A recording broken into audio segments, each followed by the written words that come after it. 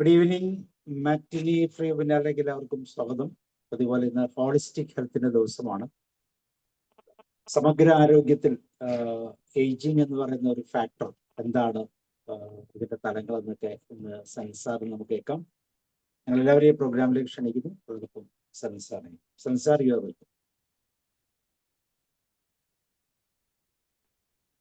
Good evening all. Audio clear അല്ലേ? ഇത്തിരി volume കൂടെ ആക്കും ഡോക്ടറെ. ഞാനിവിടെ വോളിയം കുറവാണോ എന്ന് അറിഞ്ഞുകൂടാ. ഓക്കെ, എനിക്ക് കേൾക്കാം. ഓക്കെ അല്ലേ? ക്ലിയർ അല്ലേ? ശരി, ഓക്കെ. കഴിഞ്ഞ 3-4 സെഷനുകളായിട്ട് ഓട്ടോഫാജി, അതുപോലെ തന്നെ സർക്കാഡിയൻ റിതം, ജീവിതത്തിന്റെ താളവുമായിട്ട് ബന്ധപ്പെട്ട കുറച്ച് കാര്യങ്ങളാണ് ശരിക്കും പറഞ്ഞു കഴിഞ്ഞാൽ സംസാരിച്ചുകൊണ്ടിരുന്നത്. ജീവിതത്തിന്റെ താളം പല കാരണം കൊണ്ടുള്ളതാണ് അല്ലെ? അത് നമ്മുടെ പുറത്തു നിന്നുള്ള കുറെ ബിഹേവിയർ, പെരുമാറ്റങ്ങളും അതുമായിട്ട് ബന്ധപ്പെടുന്നുണ്ട്. അതുപോലെ തന്നെ പുറത്തെ അറ്റ്മോസ്ഫിയർ അതുമായിട്ട് ബന്ധപ്പെടുന്നുണ്ട്. അതുപോലെ നേരെ തിരിച്ച് നമ്മുടെ ഉള്ളിലത്തെ ഇന്റേണൽ ബിഹേവിയറും ഇന്റേണൽ അറ്റ്മോസ്ഫിയറും ഇതുമായിട്ട് ബന്ധപ്പെടുന്നുണ്ട്. അപ്പൊ ഇതിന്റെ തന്നെ കണ്ടിന്യൂഷൻ ആയിട്ട് ഒരുപക്ഷെ നമുക്ക് പറയാൻ പറ്റുന്ന ഏറ്റവും നല്ല ഒരു ടോപ്പിക്കാണ് ഏജിങ് എന്ന് പറയുന്നത്. അത് ആന്റി ഏജിങ് ആയിട്ട് സംസാരിക്കണോ അല്ല ഹെൽത്തി ഏജിങ് ആയിട്ട് സംസാരിക്കണോ എന്നുള്ളത് ഒരു വലിയ സംശയമാണ്. അപ്പോ അങ്ങനെയാണ് സാബു സർ ഒരു നല്ല ഒരു heading, healthy ageing and beyond എന്ന് പറഞ്ഞിട്ട് ഒരു ഹെഡിങ് കണ്ടുപിടിച്ചത്.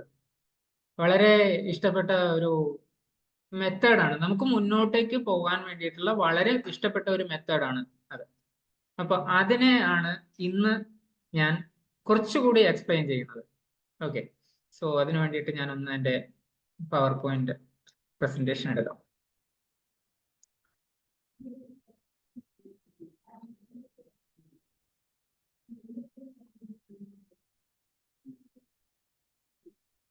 ഓക്കെ, സ്ലൈഡ് കാണാൻ തോന്നുന്നു അല്ലെ? കാണാം. ഓക്കെ.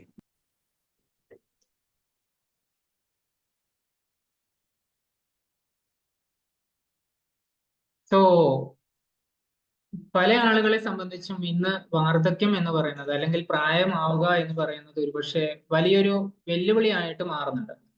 അത് നമുക്കറിയാം, നമ്മുടെ ചുറ്റുപാടും അറിയാം. ഒരുപക്ഷെ പേഴ്സണലി നമ്മളിൽ പലരും ആ ഒരു സിറ്റുവേഷനിലേക്ക് പോയിക്കൊണ്ടിരിക്കുകയാണോ എന്ന് സംശയവും വരുന്നവരുണ്ട് അല്ലെ? അങ്ങനെയാണെങ്കിൽ പോലും നമുക്ക് ആ ആരോഗ്യകരമായ ഒരു വാർദ്ധക്യത്തിലേക്ക് എങ്ങനെ പോകാം എന്നും അതിൽ എന്താണ് ഹെൽത്തി ഏജിങ് ആൻഡ് ബിയോണ്ട്, അതിന് ശേഷമുള്ള എന്താണ്, അങ്ങനെ ഒരു ജീവിതം നമുക്ക് എത്ര കാലം പോകാം എന്നൊക്കെയുള്ള ഒരു ചെറിയ ഒരു ഡിസ്കഷനിലേക്കാണ് ഇന്ന് ഞാൻ പോകുന്നത്. നമുക്ക് ഈ ഒരു ചോദ്യം പലപ്പോഴും ചെറുപ്പകാലങ്ങളിൽ കേൾക്കേണ്ടി വന്നിട്ടുണ്ടാവും. എത്ര വയസ്സായി, ഹൗ ഓൾഡ് ആർ യു എന്നുള്ള ഒരു ചോദ്യത്തില് നമുക്ക് എളുപ്പത്തിൽ ഉത്തരം പറയാൻ പറ്റുന്നത് നമ്മുടെ വയസ്സ് വെച്ചിട്ടാ.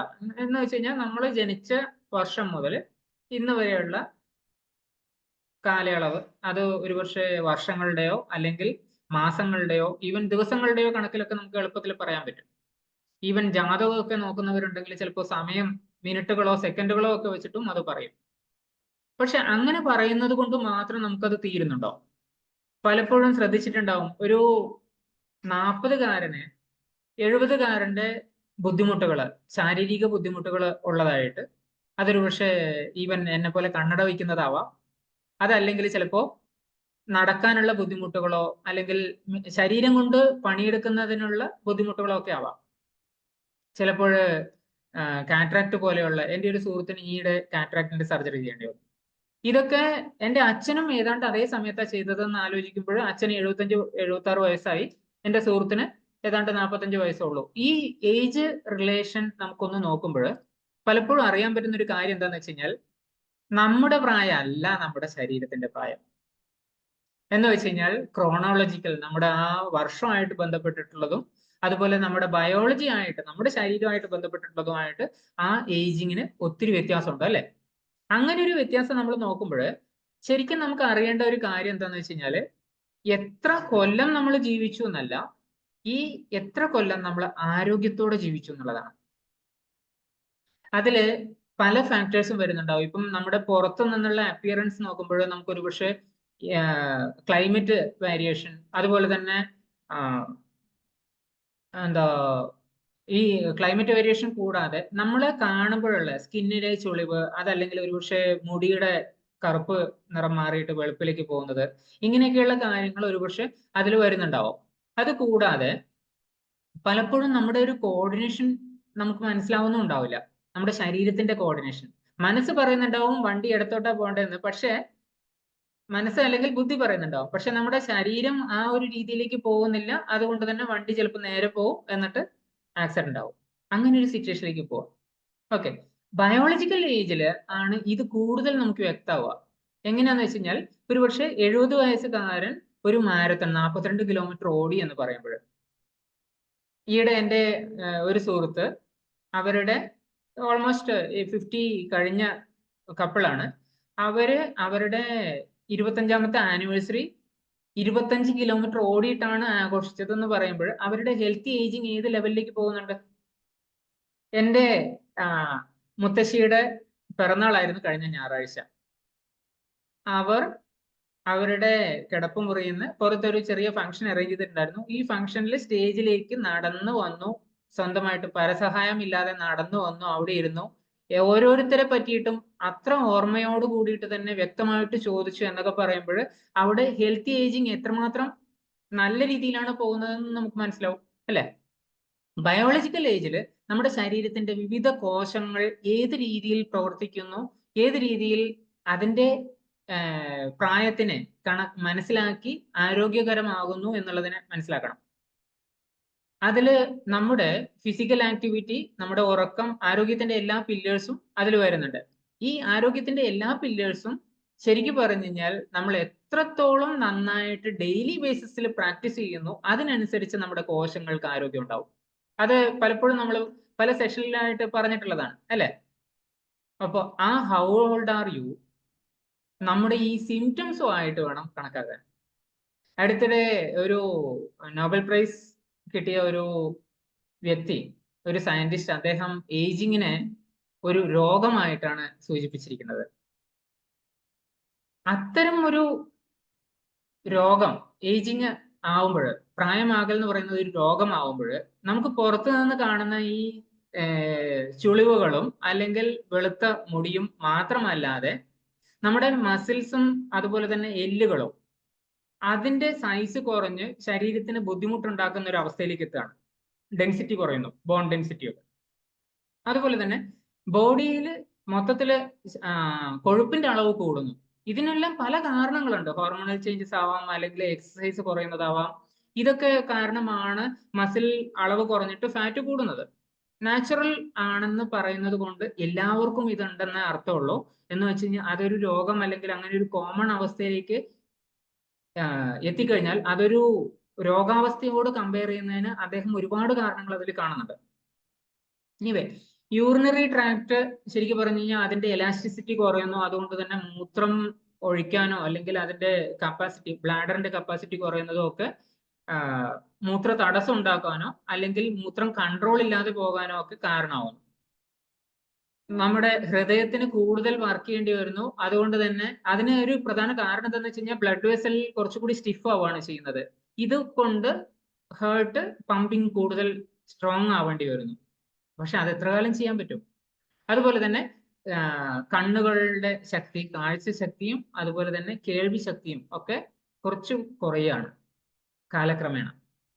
കോൺസ്റ്റിപ്പേഷൻ ഇഷ്യൂസ് വരുന്നു. നമ്മുടെ ദഹന വ്യവസ്ഥയായിട്ട് ബന്ധപ്പെട്ടിട്ടുള്ള പല ഇഷ്യൂസും അതിൽ വരുന്നുണ്ട്.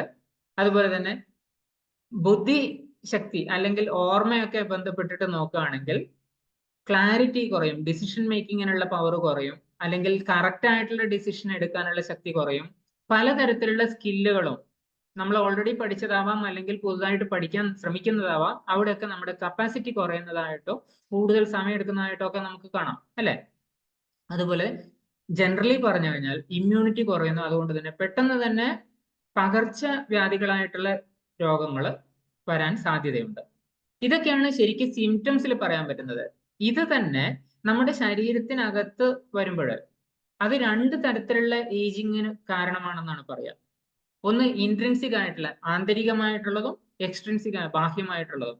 ഈ രണ്ട് തരത്തിലുള്ള ഫാക്ടേഴ്സും ഉണ്ട്. ഓൾറെഡി നേരത്തെ സംസാരിച്ചു കഴിഞ്ഞു. എൻവയോൺമെന്റൽ ഫാക്ടേഴ്സിൽ എക്സ്റ്റേണൽ ഫാക്ടേഴ്സ് നോക്കിക്കഴിഞ്ഞാൽ എക്സ്പോഷർ ടു UV ലൈറ്റ്, അതുപോലെ തന്നെ റേഡിയേഷൻ ആയിട്ട് ഉള്ള എക്സ്പോഷർ, ഈവൻ മൊബൈൽ റേഡിയേഷൻ ഒക്കെ ഇപ്പം അടുത്ത കാലത്തായിട്ട് കൂടുതലായിട്ട് വരികയാണ്.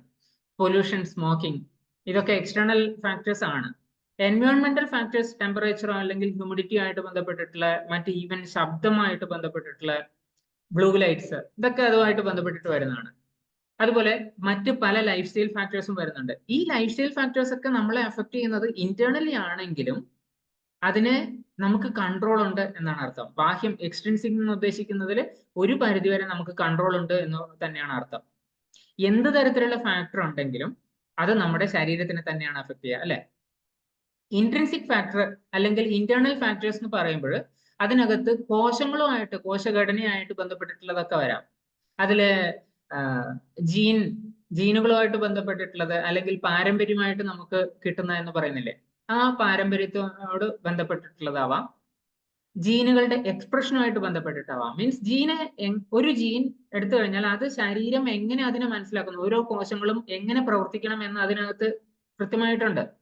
ഈ ലിഖിതമായ കാര്യങ്ങള് അതിനെ എങ്ങനെ പഠിക്കുന്നു, ശരീരത്തിന്റെ മറ്റു ഭാഗങ്ങൾ എങ്ങനെ അതിനെ മനസ്സിലാക്കുന്നു, ആ ജീനിനെ മനസ്സിലാക്കുന്നു, എന്നിട്ട് അതിനനുസരിച്ച് പ്രവർത്തിക്കുന്നു. ഇതിനനുസരിച്ചാണ് എപ്പിജനറ്റിക് ഇൻസ്റ്റബിലിറ്റി എന്ന് പറയുന്ന ഒരു കാര്യം വരുന്നത്.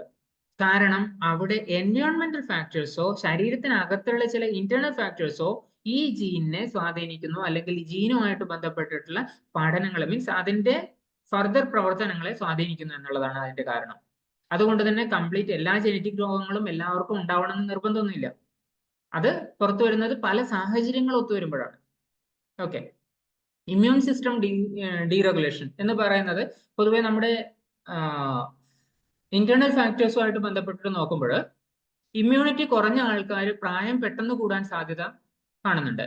അതെന്താന്ന് വെച്ച് കഴിഞ്ഞാൽ പലതരത്തിലുള്ള അറ്റാക്കുകളും, ശരീരത്തിന്റെ ഇമ്മ്യൂൺ സിസ്റ്റം തന്നെ ശരീരത്തിനെ അറ്റാക്ക് ചെയ്യുന്നത് ഓട്ടോ ഇമ്മ്യൂൺ കണ്ടീഷൻ ആവാം, അതല്ലെങ്കിൽ മറ്റു വൈറസ് പോലെയുള്ള സാധനങ്ങളുടെ അറ്റാക്ക് ആവാം. ഇത് കാരണം ശരീരത്തിന്റെ കോശങ്ങളുടെ ശരിയായ വളർച്ച അല്ലെങ്കിൽ ശരിയായ ആരോഗ്യം തടസ്സപ്പെടുകയും അതിന് ഡാമേജസ് സംഭവിക്കുകയാണ് ചെയ്യുന്നത്. അതുപോലെ തന്നെ എന്തൊക്കെ രീതിയിൽ നമ്മുടെ ശരീരം വളരുമ്പോഴും അഥവാ കോശങ്ങൾ ഡിവൈഡ് ചെയ്യുന്ന സമയത്തും ഈ ഡിവിഷൻ, സെൽ ഡിവിഷൻ അല്ലെങ്കിൽ കോശ വിഭജനം കോശത്തിന്റെ ശരിയായ ആരോഗ്യത്തിന് അനുസരിച്ച് മുന്നോട്ട് പോകുന്നില്ലെങ്കിൽ അത് ഡാമേജ്ഡ് സെൽ അല്ലെങ്കിൽ പൂർണ്ണമായിട്ട് ഫങ്ഷൻ ചെയ്യാത്ത കോശങ്ങളെയാണ് പിന്നീട് ഉണ്ടാക്കുന്നത്. അതും നമ്മുടെ ഏജിങ്ങിന് ഒരു കാരണമാവുന്നുണ്ട്. ഓക്കെ. അതുകൊണ്ട് തന്നെ എക്സ്റ്റേണൽ ഫാക്ടേഴ്സ് കൊണ്ടുള്ളത് ആ ഒരു ഡാമേജ് സംഭവിക്കുന്നത് ഓവർ ടൈം വളരെ പതുക്കെ ആണെങ്കിൽ, ഇന്റേണൽ ഫാക്ടേഴ്സ് കൊണ്ട് നമുക്ക് സംഭവിക്കുന്ന ഏജിങ് ഒരുപക്ഷെ വളരെ ഫാസ്റ്റ് ആയിരിക്കാം.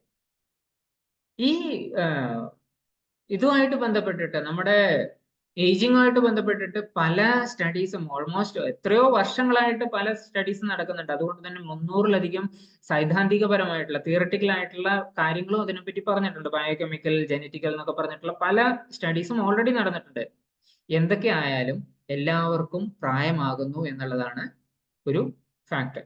എന്നാൽ അതിന്റെ ഒപ്പം തന്നെ എല്ലാവരിലും ഇന്റേണലി കോശങ്ങളുടെ ഭാഗത്ത് നിന്ന് ചിന്തിക്കുമ്പോൾ പല രീതിയിലാണ് ഈ ഒരു ഏജിങ് എഫക്ട് ചെയ്യുന്നതെന്നുള്ളത് കൊണ്ട് പലരിലും പല രീതിയിലുള്ള മാറ്റങ്ങളാണ് ബാഹ്യമായി പ്രകടമാകുന്നത്.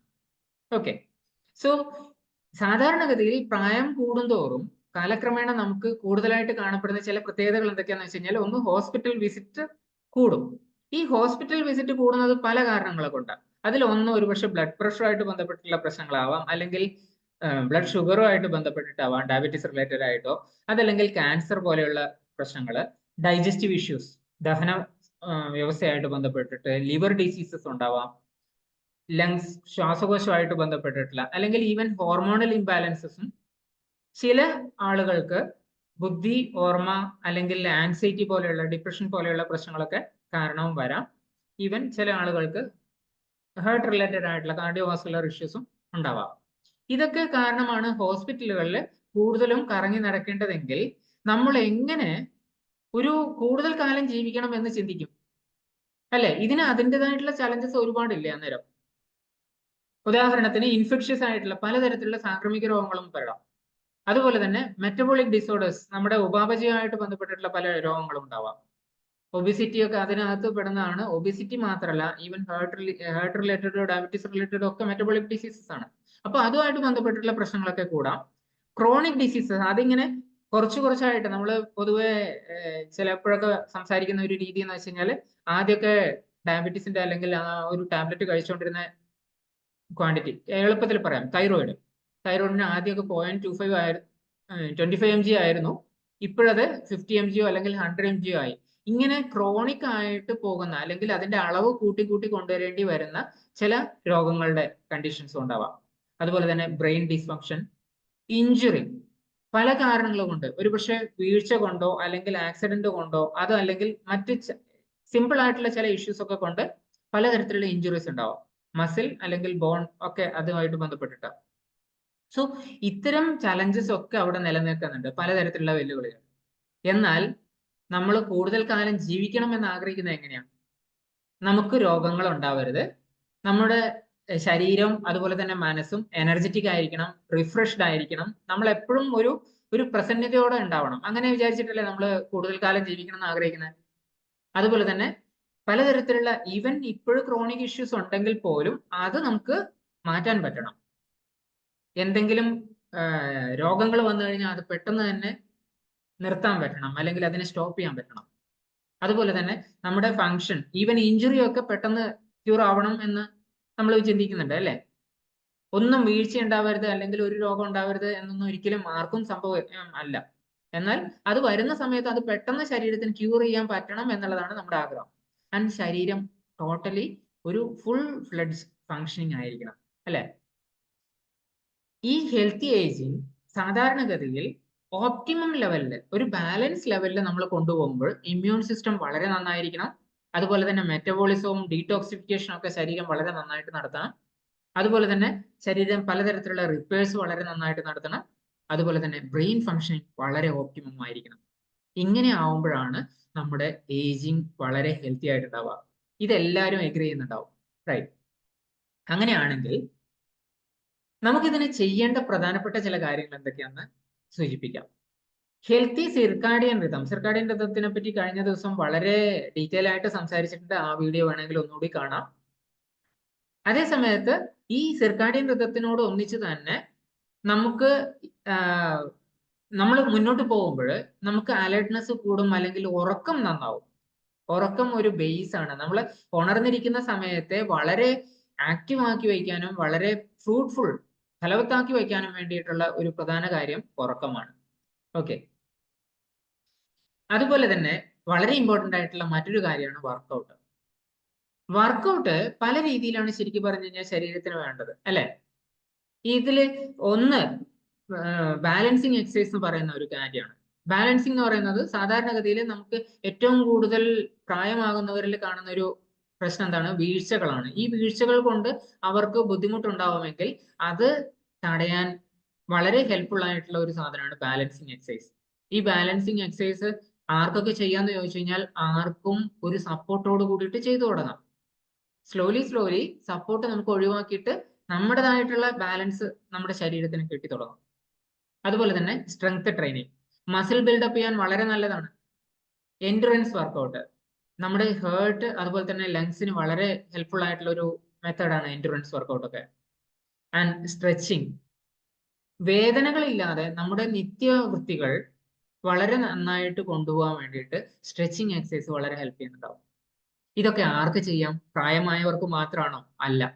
വർക്കൗട്ട് തുടങ്ങാൻ വേണ്ടിയിട്ട് ഒരു പ്രത്യേക ഏജ് ഒന്നുമില്ല, ഏത് ഏജിലും സ്റ്റാർട്ട് ചെയ്യാം. പ്രത്യേകിച്ച് കുട്ടികളായിരിക്കുമ്പോഴും നമ്മൾ പലതരത്തിലുള്ള കളികളും കളിച്ചിട്ടുണ്ടായിരുന്നു.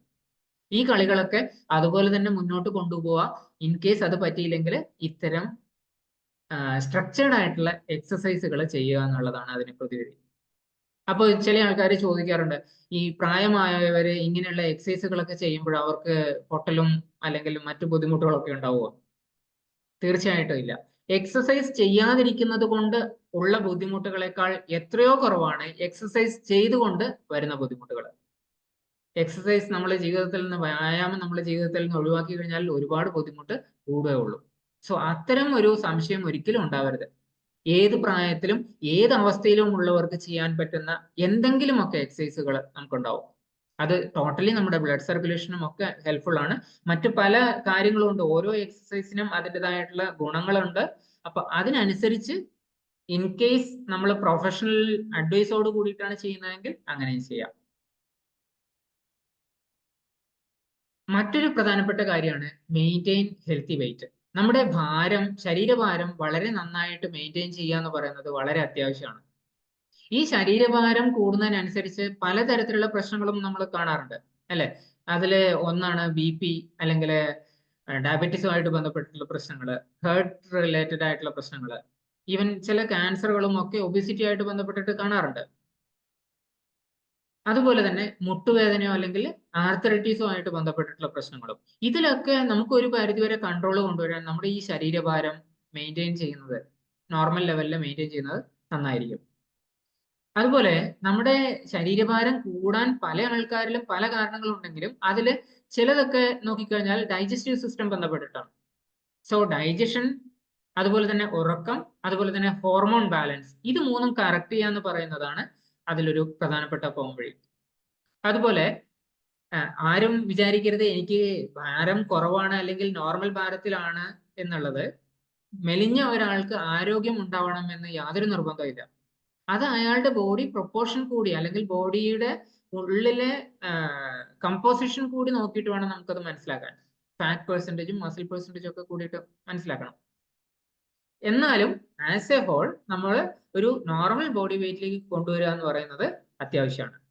അതുപോലെ മറ്റൊരു പ്രധാനപ്പെട്ട കാര്യമാണ് ഹെൽത്തി ബോഡി ഷേപ്പ് മെയിൻറ്റെയിൻ ചെയ്യുക എന്നുള്ളത്. ബോഡി ഷേപ്പ് എന്ന് ഉദ്ദേശിക്കുന്നത് എന്താ? നമ്മുടെ ശരീരത്തിൽ ഫാറ്റിന്റെ ഡിസ്ട്രിബ്യൂഷൻ ശരിയല്ലെങ്കിലാണ് പ്രധാനമായിട്ട് സൈസിലും അല്ലെങ്കിൽ ഫിഗറിലും വ്യത്യാസം വരുന്നത്. ഐദർ മസിൽസ് ആണെങ്കിൽ ടോൺ ചെയ്യാൻ പറ്റും, നമുക്ക് അതിനെ ശരിയായ ഷേപ്പിലേക്ക് കൊണ്ടുവരാൻ പറ്റും. അതല്ല ഫാറ്റ് ആണെങ്കിൽ അതിന് പ്രത്യേകിച്ച് ഷേപ്പ് ഒന്നുമില്ല. അത് എങ്ങനെ വേണമെങ്കിലും നമുക്ക് പല ടയർ സിസ്റ്റം ആയിട്ടും നമ്മുടെ ശരീരത്തിനകത്ത് അത് കിടക്കുന്നുണ്ടാവും. ചില ആൾക്കാർക്ക് കൈകളിൽ ഉണ്ടാവും, ചില ആൾക്കാർക്ക് തുടയിലുണ്ടാവും, ചില ആൾക്കാർക്ക് കൂടുതൽ ആൾക്കാർക്കും വയറിന്റെ ഭാഗത്ത് പല രീതിയിലുള്ള ഫാറ്റ് ഡെപ്പോസിറ്റ്സ് നമുക്ക് അറിയാൻ പറ്റും, ഫീൽ ചെയ്യാൻ പറ്റും. സോ അവിടെ നമ്മൾ ശ്രദ്ധിക്കേണ്ട അല്ലെങ്കിൽ നമുക്ക് എടുക്കാൻ പറ്റുന്ന ഒരു പ്രധാനപ്പെട്ട ഇംഗ്ലീഷ് ആൽഫബറ്റ്സ് WHR എന്ന് പറയുന്നതാണ്. Waist to hip ratio. അത് 0.85 അല്ലെങ്കിൽ 0.9, സ്ത്രീകളിലും പുരുഷന്മാരിലും 0.85 അല്ലെങ്കിൽ 0.9 എന്ന് പറയുന്ന ഒരു രീതിയിലാണ് പൊതുവെ നല്ലത്. അതേ സമയത്ത് വേസ്റ്റ് ടു ഹിപ്പ് റേഷ്യോ, അതേ സമയത്ത് വേസ്റ്റ് ടു ഹൈറ്റ് റേഷ്യോ ഉണ്ട്. ഇതും നമുക്ക് ഏതാണ്ട് മെയിൻറ്റെയിൻ ചെയ്ത് കൊണ്ടുപോകാൻ പറ്റണം. എന്ന് വെച്ച് കഴിഞ്ഞാൽ നമ്മുടെ ടോട്ടൽ ഹൈറ്റ് 1.5 മീറ്റർ ആണെങ്കിൽ, 150 സെന്റിമീറ്റർ ആണെങ്കിൽ ഓൾമോസ്റ്റ് 75 എന്നുള്ള രീതിയിലേക്ക് വേണം നമ്മുടെ വേസ്റ്റ് സൈസ് വരാൻ. അതിൽ കൂടുമ്പോൾ അത് ബുദ്ധിമുട്ടുണ്ടാക്കും. സോ ഒരു ഹെൽത്തി ഷേപ്പ് മെയിൻറ്റെയിൻ ചെയ്യുക എന്ന് പറയുന്നത് അത്യാവശ്യമാണ്. ഷേപ്പിൽ പ്രധാനപ്പെട്ട പ്രശ്നം വരുന്ന 2 ഷേപ്പുകൾ, ഒന്ന് പിയർ ഷേപ്പും മറ്റേത് ആപ്പിൾ ഷേപ്പുമാണ്. 2 ഫ്രൂട്ട്സിന്റെ പേരാണ്. അതിൽ ഒന്നെന്ന് വെച്ച് കഴിഞ്ഞാൽ നമ്മുടെ താഴെ ഭാഗം കൂടുതൽ താഴെ എന്ന് വെച്ച് കഴിഞ്ഞാൽ അരക്ക് താഴേക്ക് കൂടുതൽ സൈസ് കാണിക്കും. അതേ സമയത്ത് ആപ്പിൾ ഷേപ്പ് എന്ന് പറഞ്ഞു കഴിഞ്ഞാൽ ഉരുണ്ടൊരു ബോൾ പോലെ ഉണ്ടാവും. ഈ 2 ഷേപ്പും കൂടുതൽ ബുദ്ധിമുട്ടുണ്ടാക്കുന്ന പ്രശ്നങ്ങളാണ്. ബാഡ് ഹാബിറ്റ്സ് പരമാവധി അവോയ്ഡ് ചെയ്യാം. പരമാവധി എന്ന് പറയാൻ കാരണം എന്താണെന്ന് വെച്ച് കഴിഞ്ഞാൽ പല റിപ്പോർട്ടുകളും, ഇപ്പോൾ പുകവലി നല്ലതാണെന്ന് പറഞ്ഞിട്ട് ഉള്ള റിപ്പോർട്ടുകൾ ഉണ്ടാക്കാൻ ഇന്ന് സയൻസിന് പറ്റും. മദ്യപാനം നല്ലതാണെന്ന് പറഞ്ഞിട്ട് റിപ്പോർട്ട് ഉണ്ടാക്കാൻ, അല്ലെങ്കിൽ പലതരത്തിലുള്ള മരുന്നുകളും നമ്മൾ ഉപയോഗിക്കുന്നതിന്റെ അളവിനനുസരിച്ച് നമുക്കത് ഗുണം ചെയ്യും. പലതരത്തിലുള്ള മരുന്നുകളും നമ്മൾ ഉപയോഗിക്കുന്നതിന്റെ അളവ് കൂടുതലാവുമ്പോൾ, ഓവർ ആവുമ്പോൾ അത് ശരീരത്തിന് ദോഷം ചെയ്യും. ഇതേ കാര്യം മരുന്നുകളെ സംബന്ധിച്ച് അങ്ങനെയാണെങ്കിൽ എന്തുകൊണ്ട് നമ്മൾ ഉപയോഗിക്കുന്ന ആൽക്കഹോളോ അല്ലെങ്കിൽ സ്മോക്കിങ്ങോ ഒക്കെ നമുക്ക് ആ രീതിയിൽ എടുത്തുകൂടാ, അല്ലേ? പക്ഷേ ഒരു സാധനം ഒരാൾക്ക് ബുദ്ധിമുട്ടുണ്ടാക്കുന്നുണ്ട് എന്ന് മനസ്സിലാക്കി കഴിഞ്ഞാൽ കംപ്ലീറ്റ്ലി അവോയ്ഡ് ഇറ്റ്. അതാണ് സിമ്പിൾ അതിനെപ്പറ്റി പറയുമ്പോൾ. പ്രോസസ്ഡ് ഫുഡ്, ഇതും ഒരു ബാഡ് ഹാബിറ്റ്സിൽ വരുന്നതാണ്. നമ്മുടെ ശീലത്തിന്റെ ഭാഗങ്ങളാണ് ഇതൊക്കെ. അത് ഗട്ട് ബാക്ടീരിയയും നമ്മുടെ ബ്രെയിനും ഓട്ടോമാറ്റിക്കലി നമ്മളോട് സജസ്റ്റ് ചെയ്യുന്ന ഒരു മെത്തേഡ് ഉണ്ട്. നിങ്ങൾക്ക് ഇതാണ് ഇനിയും വേണ്ടതെന്ന് പറയുന്നത്. ആ ഇനിയും അതാണ് വേണ്ടതെന്ന് പറഞ്ഞുകൊണ്ടിരിക്കുമ്പോൾ നമുക്ക് അതിനോട് അഡിക്ഷൻ അല്ലെങ്കിൽ വീണ്ടും അത് കിട്ടണമെന്നുള്ള ഒരു തോന്നലുണ്ടാവും. അതിനെ നമുക്ക് കൺട്രോൾ ചെയ്യാൻ പറ്റണം. അതുപോലെ തന്നെ നെഗറ്റീവ് തോട്ട്സിൽ നമ്മൾ ചെലവഴിക്കുന്ന സമയം, അതിപ്പോ സീരിയലുകളായിക്കോട്ടെ, പത്രങ്ങളായിക്കോട്ടെ, അതല്ലെങ്കിൽ യൂട്യൂബിൽ ഇന്ന് ഓൾമോസ്റ്റ് പലതരത്തിലുള്ള ലൈവ് പ്രോഗ്രാമുകളും അതുപോലെ തന്നെ പലതരത്തിലുള്ള ഡിബേറ്റുകളൊക്കെ കാണാറുണ്ട്. ഇതൊക്കെ എത്രത്തോളം നമുക്ക് നെഗറ്റീവ് തോട്ട്സ് തരുന്നുണ്ട് എന്ന് മനസ്സിലാക്കുക. അതിനനുസരിച്ച് അതിനെ അവോയ്ഡ് ചെയ്യാൻ പറ്റുകയാണെങ്കിൽ ദാറ്റ് ഈസ് ബെസ്റ്റ്. അതുപോലെ തന്നെ സ്ട്രെസ് തരുന്ന കാര്യങ്ങളെ അല്ലെങ്കിൽ സിറ്റുവേഷൻസിൽ നിന്ന് നമ്മൾ മാറി നിൽക്കാൻ വേണ്ടിയിട്ട് ശ്രദ്ധിക്കുക. ഇതും ഹെൽത്തി ഏജിങ്ങിന്റെ വലിയ ഒരു സ്റ്റെപ്പാണ്. മറ്റൊന്നാണ് ന്യൂട്രീഷ്യസ് ആയിട്ടുള്ള ഭക്ഷണം കഴിക്കുക എന്നുള്ളത്. ന്യൂട്രീഷ്യസ് എന്ന് മാത്രം ഞാൻ പറയില്ല, അതിൻ്റെ ഒന്നിച്ച് തന്നെ ലോ GI ലോ GL ആയിട്ടുള്ള ഭക്ഷണങ്ങൾ. ലോ GI എന്ന് വെച്ച് കഴിഞ്ഞാൽ ഗ്ലൈസമിക് ഇൻഡെക്സ് കുറയണം, അതുപോലെ തന്നെ ലോ GL എന്ന് പറഞ്ഞു കഴിഞ്ഞാൽ ഗ്ലൈസമിക് ലോഡ് കുറയണം. ഇത് രണ്ടും കുറഞ്ഞിട്ടുണ്ടാവുമ്പോൾ പൊതുവെ ആ ഭക്ഷണം ന്യൂട്രീഷ്യസ് ആയിരിക്കും. അതുകൊണ്ട് തന്നെ നമ്മൾ ഈവൻ അത്തരം ഭക്ഷണങ്ങൾ പോലും എപ്പോഴാണ് കഴിക്കുന്നത്, എത്രയാണ് കഴിക്കുന്നത്, അതുപോലെ തന്നെ എന്താണ് കഴിക്കുന്നത്, ഈ ഒരു രീതിയിൽ നമ്മൾ അതിനെ ഓരോന്നിനെയും അസസ് ചെയ്ത് നോക്കുന്നത് നല്ലതാണ്. ഇത് ഹെൽത്തി ഏജിങ്ങിന്റെ ഒരു വലിയ സ്റ്റെപ്പാണ്. നമ്മൾ ന്യൂട്രീഷൻ കണ്ടന്റിനെ പറ്റി പല രീതി, ഈ why what and how much എന്നൊക്കെ പറയുന്ന രീതിയിൽ നമ്മൾ ഓൾറെഡി പല സെഷൻസും എടുത്തിട്ടുണ്ട്. അപ്പോൾ അതിന്റെ ഡെപ്തിലേക്ക് ഞാൻ പോകുന്നില്ല. ഒരു കാര്യം മനസ്സിലാക്കുക, നമ്മൾ കഴിക്കുന്ന എന്ത് സാധനവും നമ്മുടെ ശരീരത്തിൽ ദഹിക്കണം, ദഹനരസങ്ങളുമായിട്ട് പ്രവർത്തിക്കണം, അതിനുശേഷം അത് ശരീരത്തിലേക്ക് അബ്സോർബ് ചെയ്യപ്പെടണം.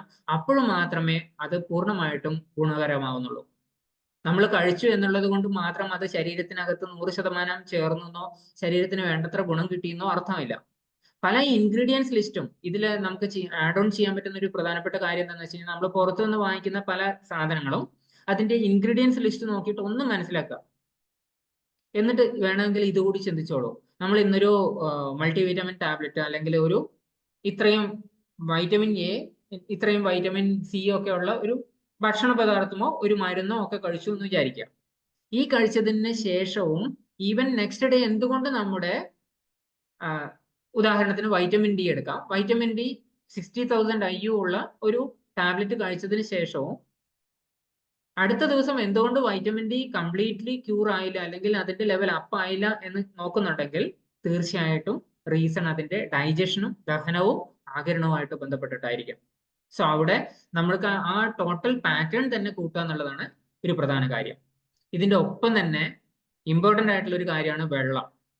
പ്രായമാകുമ്പോൾ നമുക്ക് വെള്ളത്തിന്റെ ആവശ്യകത കുറയും എന്ന് ശരീരത്തിന് തോന്നും, അല്ലെങ്കിൽ നമുക്ക് അങ്ങനെ കുടിക്കാനുള്ള ടെൻഡൻസി കുറയുന്നുണ്ടാവും. ഒരുപക്ഷെ ഈവൻ എഴുന്നേറ്റിട്ട് ബാത്റൂം വരെ പോകാനുള്ള വിഷമം കൊണ്ടുകൂടിയാവാം. പക്ഷേ വെള്ളം അത്യാവശ്യമായിട്ടുള്ള ഒരു സാധനമാണ്, അതും നമുക്ക് വേണ്ടത്ര അളവിൽ വേണം. ബ്രെയിൻ റിലേറ്റഡ് ആയിട്ടുള്ള എക്സസൈസുകൾ ചെയ്യുക. ശാരീരിക വ്യായാമങ്ങളെ പറ്റി ആദ്യത്തെ സ്ലൈഡിൽ പറഞ്ഞിട്ടുണ്ടായിരുന്നു. എന്നാൽ ബ്രെയിനുമായിട്ട് ബന്ധപ്പെട്ടിട്ട് പലതരത്തിലുള്ള എക്സസൈസുകളുണ്ട്. അതിൽ ഉദാഹരണം പറയുകയാണെങ്കിൽ നമ്മുടെ പത്രങ്ങളിൽ ഇപ്പൊ അടുത്തിടെ ആയിട്ട് ഒരുപാട് ബ്രെയിൻ ടീസേഴ്സോ അല്ലെങ്കിൽ ആൽഫബറ്റുമായിട്ട് ബന്ധപ്പെട്ടിട്ടുള്ള കളികളോ സുഡോക്കു പോലെയുള്ള കളികളോ ഒക്കെ വരുന്നുണ്ട്. ഗണിതം, ആൽഫബറ്റ് ഇങ്ങനെയൊക്കെയുള്ള വരുന്നുണ്ട്. ഇതിലൊക്കെ നമുക്കൊന്ന് ആക്റ്റീവ് ആയിരിക്കാൻ പറ്റുകയാണെങ്കിൽ നല്ലതാണ്. പുസ്തക വായന വളരെ നല്ലതാണ്. മെന്റലി ആക്റ്റീവ് ആയിരിക്കുക. അതുപോലെ തന്നെ പുതിയ കാര്യങ്ങൾ പഠിക്കാൻ സാഹചര്യം ഉണ്ടെങ്കിൽ തീർച്ചയായിട്ടും പഠിക്കുക. അത് ഈവൻ നമ്മുടെ നോർമൽ മൊബൈൽ ഉപയോഗിക്കുന്നതിൽ നിന്ന് ഒരു ഡിജിറ്റൽ മൊബൈലിലേക്ക് മാറുന്നതായാലും മതി, ആൻഡ്രോയിഡ് ഫോണിലേക്ക് മാറുന്നതായാലും അതും ഒരു പഠിത്തമാണ്. ഗൂഗിൾ പേ ഉപയോഗിച്ചിട്ട് പേയ്മെന്റ് ചെയ്യാൻ പഠിക്കുക. ഇതൊക്കെ അതിനകത്ത് വരുന്ന ചില കാര്യങ്ങളാണ്. അതുപോലെ തന്നെ ക്വാളിറ്റി ഉറക്കം അത്യാവശ്യമാണ്. അത് വേണ്ടത്ര ഉറക്കം വേണം, ക്വാളിറ്റി ഉള്ള ഉറക്കം വേണം. ഈ ഉറക്കമാണ് അടുത്ത ദിവസത്തെ അയാളുടെ ഫ്രഷ്നെസ്സിനെ തീരുമാനിക്കുന്നത്. അതുപോലെ സോഷ്യൽ ആവുക, കൂടുതൽ ആൾക്കാരുമായിട്ട്, ഈവൻ സമപ്രായക്കാരുമായിട്ടുള്ളവരോ അല്ലെങ്കിൽ തൊട്ട് താഴെയുള്ളവരുമായിട്ടൊക്കെ നമുക്ക് കൂടുതൽ സോഷ്യൽ ആവാൻ പറ്റും, ഇടപഴകാൻ പറ്റും. അപ്പൊ അങ്ങനെയുള്ളവരുമായിട്ട് സോഷ്യൽ ആവുക. ഞാൻ വാട്സപ്പ് ഗ്രൂപ്പുകളിലെ സോഷ്യൽ അല്ല ഉദ്ദേശിക്കുന്നത്. അവിടെ പലപ്പോഴും നമുക്ക് ഒരുപക്ഷെ മെന്റലി നേരത്തെ പറഞ്ഞ ഒരു സ്ട്രെസ് കിട്ടാനുള്ള സാധ്യത കൂടുതലുണ്ടെങ്കിൽ അത് അവോയ്ഡ് ചെയ്യുന്നത് നല്ലതാണ്. പിന്നെ ചെറിയവരോട് അല്ലെങ്കിൽ പ്രായം കുറഞ്ഞവരോടുള്ള, ഒരുപക്ഷെ എന്നെ പോലെയുള്ളവര് എന്റെ പാരന്റ്സിനെ, അച്ഛനമ്മമാരെ നോക്കുന്ന ഒരു കാര്യം പറയുകയാണെങ്കിൽ തീർച്ചയായിട്ടും അവരെ ഇഗ്നോർ ചെയ്യാതിരിക്കുക. അതുപോലെ തന്നെ ഷെയറിങ് ആൻഡ് കെയറിങ് എപ്പോഴും ഉണ്ടെങ്കിൽ അതിൽ നിന്നാണ് ഈവൻ നമ്മുടെ കുട്ടികളും നമ്മളെ കണ്ടുപിടിക്കുക. സോ ഒരു പുതിയ തലമുറയിലേക്ക് എത്തിക്കുകയാണ് ചെയ്യുന്നത്. സോ ഹെൽത്തി ഏജിങ് തുടങ്ങേണ്ടത് 70-ാമത്തെയോ 80-ാമത്തെയോ വയസ്സിലല്ല, ഒരുപക്ഷെ ഈ 30-ാമത്തെയോ 40-ാമത്തെയോ വയസ്സിൽ തന്നെ ചെറിയ പ്രായം മുതലേ ആ ഒരു കണ്ടീഷനിലേക്ക് പോകുന്നതാണ് എപ്പോഴും നല്ലത്. സോ അങ്ങനെയൊക്കെ നോക്കിക്കഴിഞ്ഞാൽ സയൻസ് ഒക്കെ ഇപ്പം ഡെവലപ്പ് ചെയ്തുകൊണ്ടിരിക്കുമ്പോൾ ലൈഫ് സ്പാൻ എന്താണ്, നമ്മുടെ ലൈഫ് സ്പാൻ ഒക്കെ എങ്ങനെയാണ് മാറിക്കൊണ്ടിരിക്കുന്നതെന്ന് തീർച്ചയായിട്ടും ഒരു സംശയം ഉണ്ടാവില്ലേ? നമ്മുടെ ലൈഫ് സ്പാനിലൊന്നും ഒരുപാട് മാറ്റം വന്നിട്ടില്ല എന്ന് വേണം പറയാൻ. കാരണം റെക്കോർഡുകൾ പ്രകാരം തന്നെ രാമസസ് എന്ന് പറയുന്ന ഫറോവ, ഗ്രീക്ക് രാജ്യത്തിൽ ഉണ്ടായിരുന്ന ഫറോവ, പ്രത്യേകിച്ച് അദ്ദേഹം ജീവിച്ചതായിട്ട് കാണിക്കുന്നത് BC 1200-കളിലാണ്. എന്ന് വെച്ച് കഴിഞ്ഞാൽ ആ സമയം തന്നെ അദ്ദേഹം 91 വയസ്സ് വരെ ജീവിച്ചതായിട്ട് റെക്കോർഡുകളുണ്ട്. എന്ന് വെച്ച് കഴിഞ്ഞാൽ അതിൽ നിന്ന് ഒരുപാടൊന്നും ഇപ്പോഴും മാറിയിട്ടില്ല. ആളുകൾ മുമ്പൊക്കെ മരിക്കാനുള്ള ലൈഫ് സ്പാൻ കുറവായിരുന്നെങ്കിൽ അത് മുമ്പൊക്കെ മരിക്കാനുള്ള കാരണങ്ങൾ പലപ്പോഴും സാംക്രമിക രോഗങ്ങളായിരുന്നു. അപ്പോൾ പല സയൻസ് ബാക്ക്ഗ്രൗണ്ട് ഉള്ള ആൾക്കാരും പൊതുവെ പറയുന്നത് എന്താണെന്ന് വെച്ച് കഴിഞ്ഞാൽ ആവറേജ് ഹ്യൂമൻ ലൈഫ് എന്നുള്ളതിനെ പറ്റിയിട്ടാണ്. ഈ ആവറേജ് ഹ്യൂമൻ ലൈഫ് ശരിയാണ്. ഇന്നിപ്പോൾ സയൻസ് ഒരുപാട് ഡെവലപ്പ് ചെയ്തതുകൊണ്ട് തന്നെ പല രീതിയിലുള്ള വാക്സിൻസും അല്ലെങ്കിൽ പല രീതിയിലുള്ള രോഗാണുക്കളെയും മാറ്റി നിർത്താൻ പറ്റിയിട്ടുണ്ട്.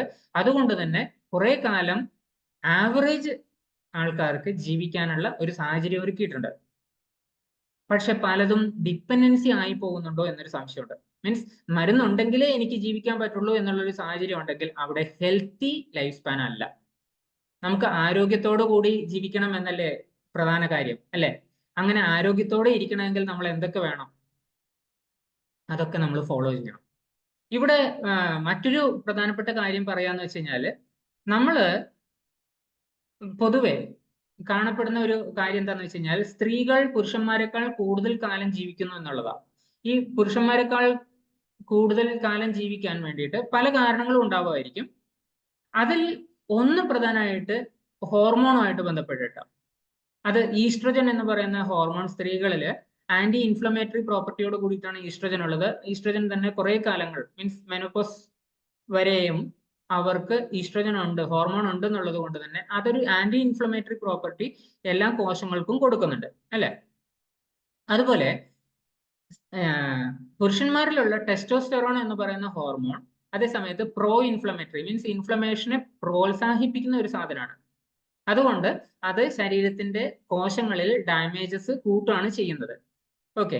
രണ്ടാമത്തെ ഒരു കാര്യം ബിഹേവിയർ, സ്ത്രീകളുടെ പെരുമാറ്റവും പുരുഷന്മാരുടെ പെരുമാറ്റവും തമ്മിലുള്ളതാണ്. അതിൽ എന്താണ് പ്രധാനപ്പെട്ട വ്യത്യാസം എന്ന് വെച്ച് കഴിഞ്ഞാൽ ഒന്ന് കൂടുതൽ ന്യൂട്രീഷണൽ കണ്ടന്റ് ഉള്ള ഭക്ഷണങ്ങൾ ഒരുപക്ഷെ കഴിക്കുന്നത് സ്ത്രീകളാണ്. അതുപോലെ തന്നെ അവരുടെ ഡെയിലി ലൈഫിൽ കൂടുതൽ ശ്രദ്ധിച്ചിട്ടാണ് അവര് പെരുമാറുന്നത്. ലൈക്ക് വണ്ടി ഓടിക്കുന്നതായാലും അല്ലെങ്കിൽ കൂടുതൽ അപകടം പിടിച്ച പണികൾ അവർ ചെയ്യുന്നത് ഒരുപക്ഷെ കുറവായിരിക്കും.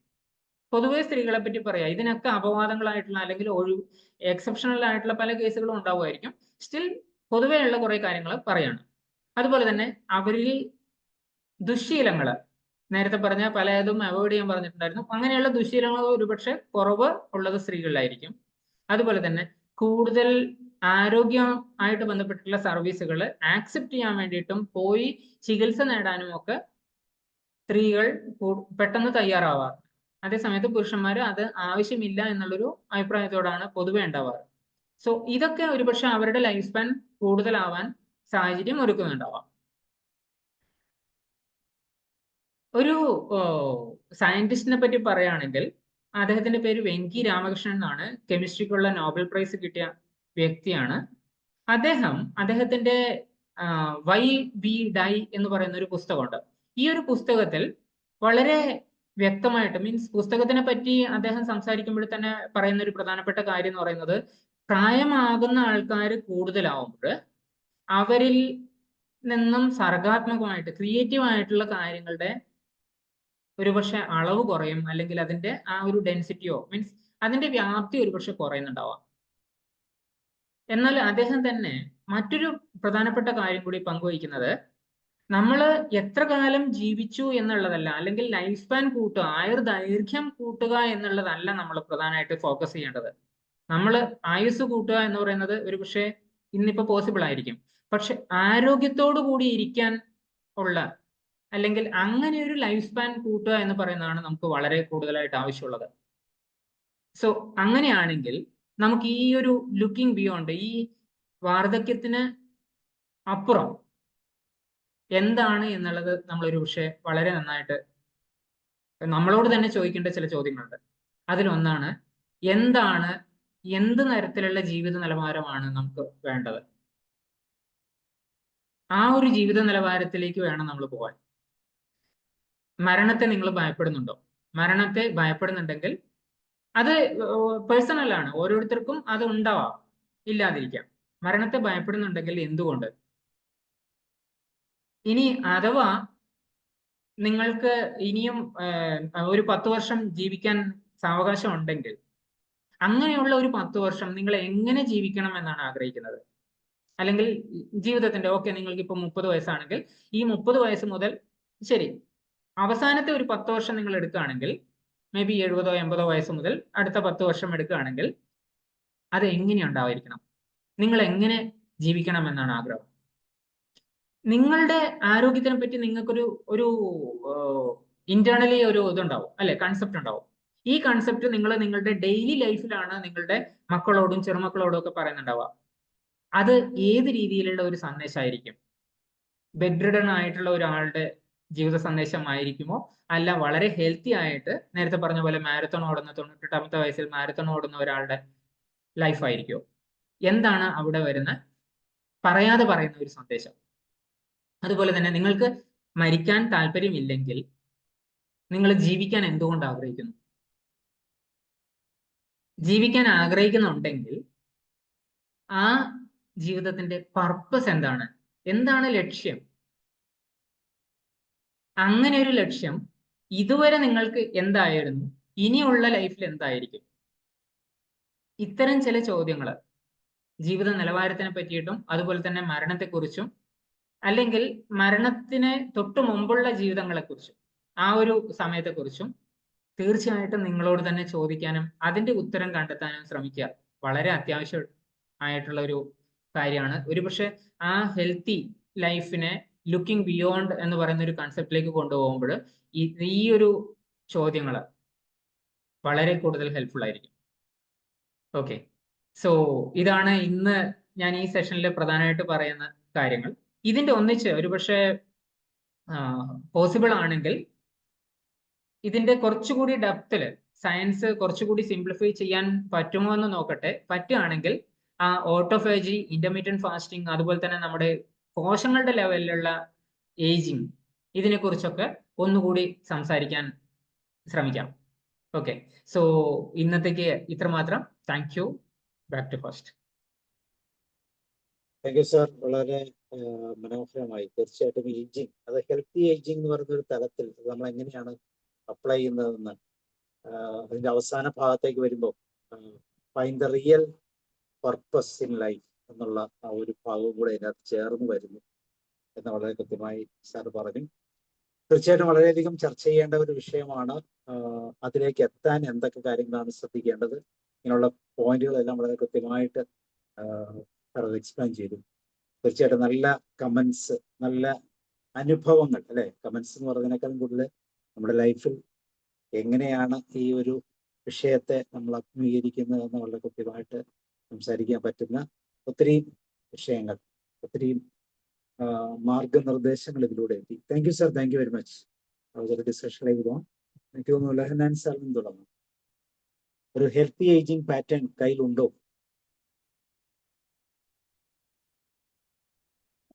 സാർ, കഴിഞ്ഞ ഈ 10 വർഷം വരെ അങ്ങനെ ഒരു ചിന്തയൊന്നുമില്ലായിരുന്നു. കയറില്ലാത്തൊരു പോത്തിനെ പോലെ അന്യന്റെ പറമ്പിലൊന്നും കയറാതെ സ്വന്തം പറമ്പ് മുടിച്ച് മുന്നോട്ട് പോവുകയും ഇത് മുന്നോട്ട് പോയാൽ തൻ്റെ മക്കൾ അതിനേക്കാൾ കടുങ്കയായി പോകുമെന്നൊരു തോന്നൽ വന്നപ്പോൾ സഡൻ ബ്രേക്ക് അപ്ലൈ ചെയ്യാൻ പറ്റി. പക്ഷെ ആ സഡൻ ബ്രേക്ക് അപ്ലൈ ചെയ്തിട്ട് മറ്റ് അപകടങ്ങളൊന്നും എവിടെയും സംഭവിച്ചില്ല.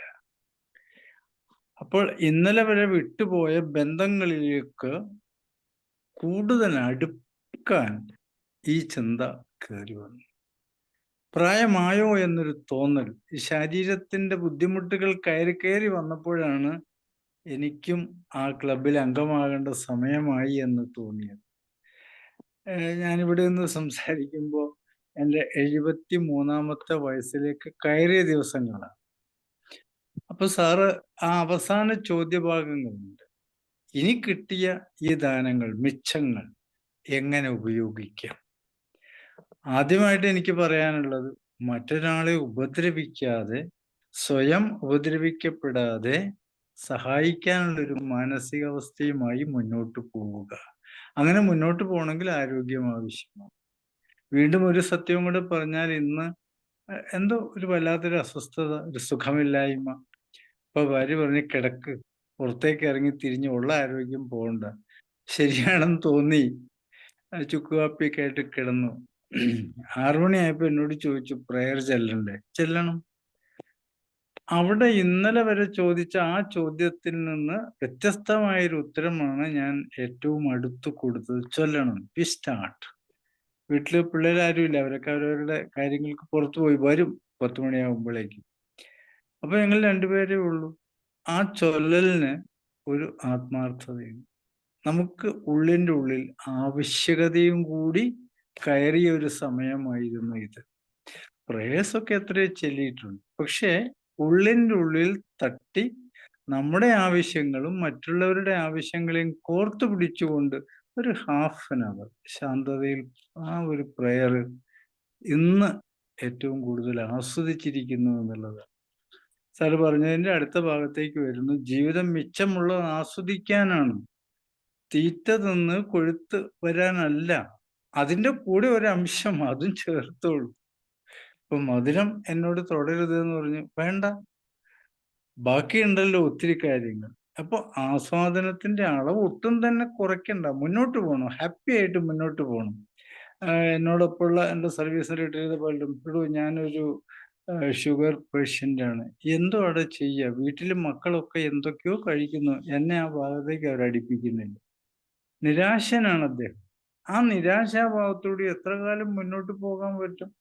ആ ഒരു കിടപ്പിൽ അദ്ദേഹം മേലോട്ട് പോകും, മുന്നോട്ടല്ല പോകും. അപ്പൊ ഞാൻ ആഗ്രഹിക്കുന്നത് അങ്ങനെ മേലോട്ട് പോകാനല്ല, അവരോടൊപ്പം കൈകോർത്ത് മുന്നോട്ട് പോകാനാണ്.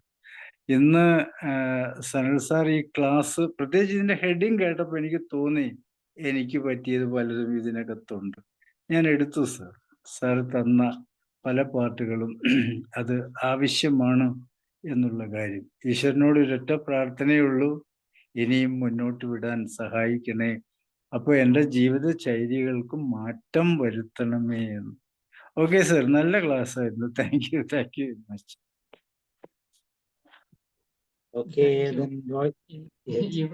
ഇവിടെ ഉള്ളവരിൽ ഒരുപക്ഷെ ഏറ്റവും പ്രായം കുറവ് എനിക്ക് തന്നെ ആയിരിക്കും തോന്നുന്നു.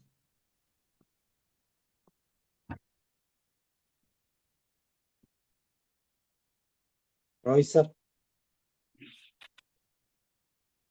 ഒരു കാര്യം ചോദിച്ചോട്ടെ, ഈ വർക്കൗട്ടിന്റെ കൂട്ടത്തിലെ സാർ എൻഡുറൻസ് വർക്കൗട്ട് എന്ന് പറഞ്ഞാൽ എന്താ ഉദ്ദേശിക്കുന്നത് സാർ?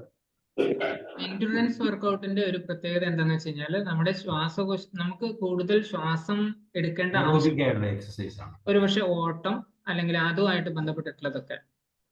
ഈവൻ ആ ഒരു പെർട്ടിക്കുലർ പാറ്റേൺ മാത്രമല്ല, നമുക്ക് എന്ത് വേണമെങ്കിലും എൻഡുറൻസിലേക്ക് എത്തിക്കാം. ഈവൻ ബ്രീത്തിങ് പോലും നമുക്ക് ആ എൻഡുറൻസിലേക്ക് എത്തിക്കാം. നമുക്ക് അതുകൊണ്ട് കൂടുതൽ ഹേർട്ട് ലങ്സിനാണ് ഗുണമുണ്ടാവുക. ഓക്കെ സാർ, അപ്പൊ ഏതായാലും സാറിന്റെ ഈ ക്ലാസ് ഉണ്ടല്ലോ, കാര്യം ഇതൊക്കെ കേട്ടിട്ടോ അറിയാവുന്ന കാര്യങ്ങളാണെങ്കിലും ഇത് ഒരു ഏജിലേക്ക് വരുമ്പോൾ വളരെ ശ്രദ്ധിക്കാൻ പറ്റുന്ന കുറെ ഗൈഡ് ലൈൻസ് ആണ് കിട്ടിയത്. ഓക്കെ, അപ്പോൾ നമ്മൾ ഓരോ കാര്യങ്ങളും പ്രവൃത്തിയിലും ഒക്കെ വരുമ്പോൾ, ഭക്ഷണം കഴിക്കുമ്പോഴും എക്സസൈസ് ചെയ്യുമ്പോഴും ഒക്കെ നമ്മളിൽ ഒരു പുതിയ ഓർമ്മയും ഉണർവും ഉണ്ടാക്കുന്നതിന് സഹായിക്കുന്ന കുറെ ഗൈഡ് ലൈൻസ് ആണ് സാറിൻ്റെ ഈ ക്ലാസ്സിൽ നിന്ന് കിട്ടിയത്. കാരണം ഇത് വയസ്സായി വരുന്നു എന്ന് പറയുമ്പോൾ അനുഷ്ഠിക്കേണ്ട കുറെ കാര്യങ്ങൾക്കുള്ള ഒരു ഗൈഡ് ലൈൻസ് ആണ് സാറിൻ്റെ കയ്യിൽ നിന്ന് കിട്ടിയത് എന്ന് ഞാൻ മനസ്സിലാക്കി ക്ലിയറായിട്ട്. അത് കഴിവതും അത് അവനവന് ഉൾക്കൊള്ളും, അല്ലാണ്ട് മറ്റൊരാൾക്ക് പറഞ്ഞു കൊടുത്തുകൊണ്ട് കാര്യമുണ്ടെന്ന് എനിക്ക് തോന്നുന്നില്ല.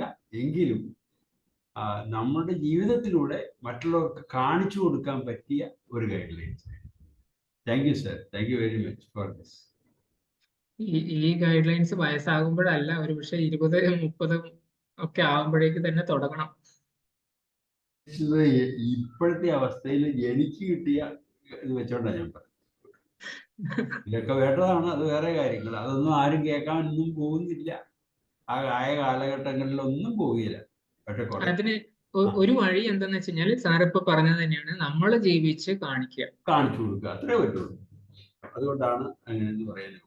അല്ലാണ്ട് ഈ ഒരു ചെറുപ്പക്കാരൊന്നും ഈ കാര്യങ്ങളൊക്കെ കേട്ടോ അതൊക്കെ അവിടെ കിടക്കുന്നത് ആ ഭക്ഷണത്തിന്റെ കാര്യത്തിനും മറ്റതും ഒക്കെ അതൊക്കെ അത് മതിയെന്ന് പറയും. അതൊന്നും ഉപദേശിച്ചൊന്നും നേരെയാക്കാൻ പറ്റത്തില്ല. പിന്നെ വല്ല അസുഖം വരുമ്പോഴത്തേക്കും ചിലപ്പോൾ അത് മാറാൻ വേണ്ടിയിട്ട് വല്ല കുറുക്ക് വഴികളൊക്കെ ഇതിനകത്തുണ്ടോ എന്ന് നോക്കുക, അത്രേ ഉള്ളൂ. അതിനൊന്നും കാര്യമൊന്നുമില്ല. അപ്പോൾ ഒരു ജീവിത സാഹചര്യങ്ങൾക്ക് ഒരു മാർഗനിർദ്ദേശം കൊടുക്കാൻ, അങ്ങനെ ജീവിച്ച് കാണിച്ചു കൊടുക്കുന്നത് കൊണ്ടുള്ള ഗുണം മറ്റുള്ളവർ അറിഞ്ഞ് പ്രവർത്തിക്കാൻ പറ്റും. Okay sir. Okay, thank you. Manoj sir പോയോ? കറക്റ്റായോ? ഇല്ല സാർ, ഞാൻ വരാം സാർ. ഒരു എല്ലാവരും പറഞ്ഞോട്ടെ സാർ, ഞാൻ വരാം. എനിക്ക് ഒരു കോൾ ഒന്ന് അറ്റൻഡ് ചെയ്യാനുണ്ട് സാർ. ഓക്കെ, ജോർജ് സാർ വരുന്നു. Thank you sir. ഈ അവസരത്തിന് വേണ്ടി ഇങ്ങനെ നോക്കി കാത്തിരിക്കുക. സനു സാറെ പതിവ് പോലെ ഇന്നും ഒന്ന് തട്ടി ഉണർത്തി ജോർജ് ഒന്ന് ശ്രദ്ധിക്ക് എന്ന് പറയുന്ന ഒരവസ്ഥ ഉണ്ടായി കേട്ടോ, സംശയമില്ല. എന്തിനാണ് ഇനിയും ജീവിക്കുന്നുണ്ടെങ്കിൽ ഒരു 10 കൊല്ലം കൂടെ ജീവിക്കുന്നതിന് എന്തെങ്കിലും ഉദ്ദേശമുണ്ടോ? കുറെ ചോദ്യങ്ങളുണ്ടായിരുന്നു. അവസാനത്തെ ചോദ്യങ്ങളെല്ലാം നമ്മളോട് ചോദിക്കുന്ന പോലെ തന്നെയാ തോന്നിയത്. ഞെട്ടിച്ച് കളഞ്ഞോ? ഞെട്ടിയൊന്നുമില്ല. ഒരാഗ്രഹമുള്ള ഞെട്ടലിന്റെ ഘട്ടങ്ങളൊക്കെ പലത് കടന്നതുകൊണ്ട് ഇപ്പൊ ഒരാഗ്രഹമുള്ളത്, എന്റെ ദൈവമേ, എങ്ങനെയാ അവിടുന്ന് തീരുമാനിക്കുന്നതെന്ന് നിശ്ചയമില്ലല്ലോ. പക്ഷെ നമ്മളെ അധികം കഷ്ടപ്പെടുത്താതെ മറ്റുള്ളവരെ അധികം ബുദ്ധിമുട്ടിക്കാതെ ഒരു അവസരം തരണം എന്നുള്ളതാണ് ആഗ്രഹം ഏറ്റവും കൂടുതൽ. ഒന്നാമത്തെ കാര്യം. രണ്ടാമത്, കഴിയുന്നത്ര മറ്റാര് ഉപദ്രവിക്കാതെ കടന്നു പോകണം. ഇതുവരെ അതിനുവേണ്ടി മനഃപൂർവ്വം ഒന്നും ചെയ്തിട്ടില്ല. ആ ഒരു ചിന്തയുണ്ട്. ഇത് രണ്ടുമാ മനസ്സിൽ അടങ്ങാതെ നിൽക്കുന്നത്. എന്തായാലും ഒരു കാര്യം പറയാതെ വയ്യ, ഈ ഗൈഡ് ലൈൻസ് സൂപ്പർ സാറേ. നല്ല ഏത് മനുഷ്യനും ഉപകാരപ്രദമാണ് ആരോഗ്യത്തോടെ ജീവിക്കുക. എത്ര കാലം ജീവിച്ചു എന്നുള്ളതല്ല, മറ്റുള്ളവരെ ബുദ്ധിമുട്ടിക്കാതെ ആരോഗ്യത്തോടെ എത്ര കാലം ജീവിച്ചാൽ എത്ര ഭാഗ്യമാണ്, അത് എത്ര നേട്ടമാണ്, അഭിമാനമാണ്. ചരിത്രം പോലെ, ചരിത്രം എന്ന് പറയുന്നത് അങ്ങനെയാണല്ലോ. നല്ല നല്ല വ്യക്തിത്വങ്ങളുടെ ആ ജീവിതകാലം തന്നെയാണ് ചരിത്രം എന്ന് പറയുന്നത്. അപ്പോൾ ഒരു ഉപകാരപ്പെട്ട ഒരു ക്ലാസ് തന്നെയായിരുന്നു. ഒത്തിരി നന്ദി, സന്തോഷവും അറിയിച്ചുകൊണ്ട് നിർത്തുക. Thank you sir. Thank U. Manoj sir free ആയെങ്കിൽ പറയുന്നു. ഇല്ല, അല്ല സാറേ, എനിക്കത്ര അധികം പ്രായമായില്ല, അതുകൊണ്ടാണ് ഞാൻ സ്റ്റെപ്പ് പുറകോട്ട് കണ്ട മനസ്സിലായി. അതുകൊണ്ടാണ് ഞങ്ങൾ ഈ ഉത്തരത്തിന് വേണ്ടി ആകാംക്ഷയോട്ടിരിക്കുന്നത്. ഡോക്ടർ പറഞ്ഞതിന് വളരെ ഇപ്പോൾ ഒക്കെ വളരെ നോട്ട് ചെയ്യേണ്ട പല പോയിന്റുകളും ആണല്ലോ പറഞ്ഞത്. വാർദ്ധക്യം, ആരോഗ്യകരമായ വാർദ്ധക്യത്തിനപ്പുറം എന്നല്ലേ സാറേ എൻ്റെ മലയാള ഒരു ട്രാൻസ്ലേഷൻ അല്ലേ സാബു സാറേ?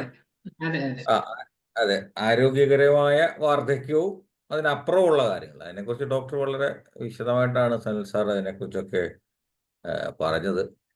പിന്നെ പറയാറുണ്ടല്ലോ ഏജീസ് ഉള്ള നമ്പർ എന്നൊക്കെ പറയാറുണ്ടല്ലോ സാർ. അപ്പം ഇതിനകത്ത് ഞാനിപ്പോൾ ഞങ്ങളുടെ നേരെ ഓപ്പോസിറ്റ് ചങ്ങമ്പുഴ പാർക്ക് ഉള്ളത്, അവിടെ റിനോവേറ്റ് ഒക്കെ ചെയ്തിട്ട് അവിടെ ഞാൻ രാവിലെ നടക്കാൻ പോകാറുണ്ട്. ഒരു 1 hour നടക്കും, പിന്നെ വെറുതെ അവിടെ കുറച്ച് നേരം കുത്തിയിരിക്കുകയില്ല. അപ്പം ഞാൻ അവിടെ കാണുന്നത്, അവിടെ കൂടുതൽ നടക്കാൻ വരുന്ന ആ സമയത്ത്, ഞാൻ പോകുന്ന സമയത്ത് രാവിലെയൊക്കെ കൂടുതൽ നടക്കാൻ വരുന്നവരും ഏറ്റവും എനർജറ്റിക് ആയിട്ട് കാണുന്നതും ഇപ്പം റിട്ടയർഡ് ലൈഫിനൊക്കെ നമ്മുടെ നാട്ടിൽ എത്രയാണ് 55 ഒക്കെ കഴിയുമ്പോഴത്തേക്ക് തന്നെ റിട്ടയർ ആയി, അല്ലെങ്കിൽ ഒരു അവശത ആണുള്ള ഒരാൾക്കാരെ പോലൊക്കെയാണ് ഈ സമൂഹവും കാണുന്നത്, ഗവൺമെൻറ്റും കാണുന്നത്. സാർ വെളി രാജ്യങ്ങളിലൊക്കെ പോയിട്ടുണ്ടെങ്കിൽ സനൽ സാറേ, ഞാൻ 75 വയസ്സുള്ള ഒരു ബോസിൻ്റെ കൂടെ 10 വർഷത്തോളം ഞാൻ ദുബായ് പോർട്ടിൽ വർക്ക് ചെയ്തിട്ടുണ്ട്. എൻ്റെ ബോസ് 75 വയസ്സുണ്ടായിരുന്നു. ഞാൻ പുള്ളിയുടെ ഒരു റോൾ മോഡൽ ആക്കിയിട്ടുള്ള ഒരാളാണ്. അപ്പോൾ ഞാൻ പറഞ്ഞു വന്ന കാര്യം, അവിടെ എത്ര എനർജറ്റിക് ആയിട്ടാണെന്നാണോ ഇവർ നടക്കുന്നതും. അവിടെ ഒരു ഗ്രൂപ്പ് ഉണ്ട് സൽ സാറേ, അവിടെ ഒരു 10-15 പേരുണ്ട്. അവർ വന്നു കഴിഞ്ഞാൽ ആ പാർക്കിൽ ഉള്ളവർക്ക് പോലും ഒരു എനർജി കൊടുക്കുക, പാട്ട് പാടുക, ഡാൻസ് ചെയ്യുക. അവർ റിഥമിക് ഡാൻസ് ഒക്കെ ഇട്ടിട്ട് അതൊക്കെ ചെയ്തിട്ട്. ഇപ്പം ഞാൻ പറഞ്ഞു വരുന്നത്, ഇപ്പം എനിക്ക് തോന്നുന്നു ആൾക്കാർക്കൊക്കെ ഒരു അവബോധം വന്നു തുടങ്ങിയിരിക്കുന്നു. എന്താണ്, ശാരീരികമായും മാനസികമായും വൈകാരികവുമായിട്ടൊക്കെ ഒരു ആൾക്കാർക്കൊരു തോന്നൽ അടുത്ത കാലത്ത് വന്നിട്ടുണ്ട്. പക്ഷേ ഇപ്പോൾ ഉള്ള കാലഘട്ടത്തിന് അത് ആവശ്യമാണെന്ന് അറിഞ്ഞുകൊണ്ടായിരിക്കും. അതുപോലെ കുറച്ച് പേർക്കൊക്കെ ഒരു ആത്മീയതയുണ്ട്.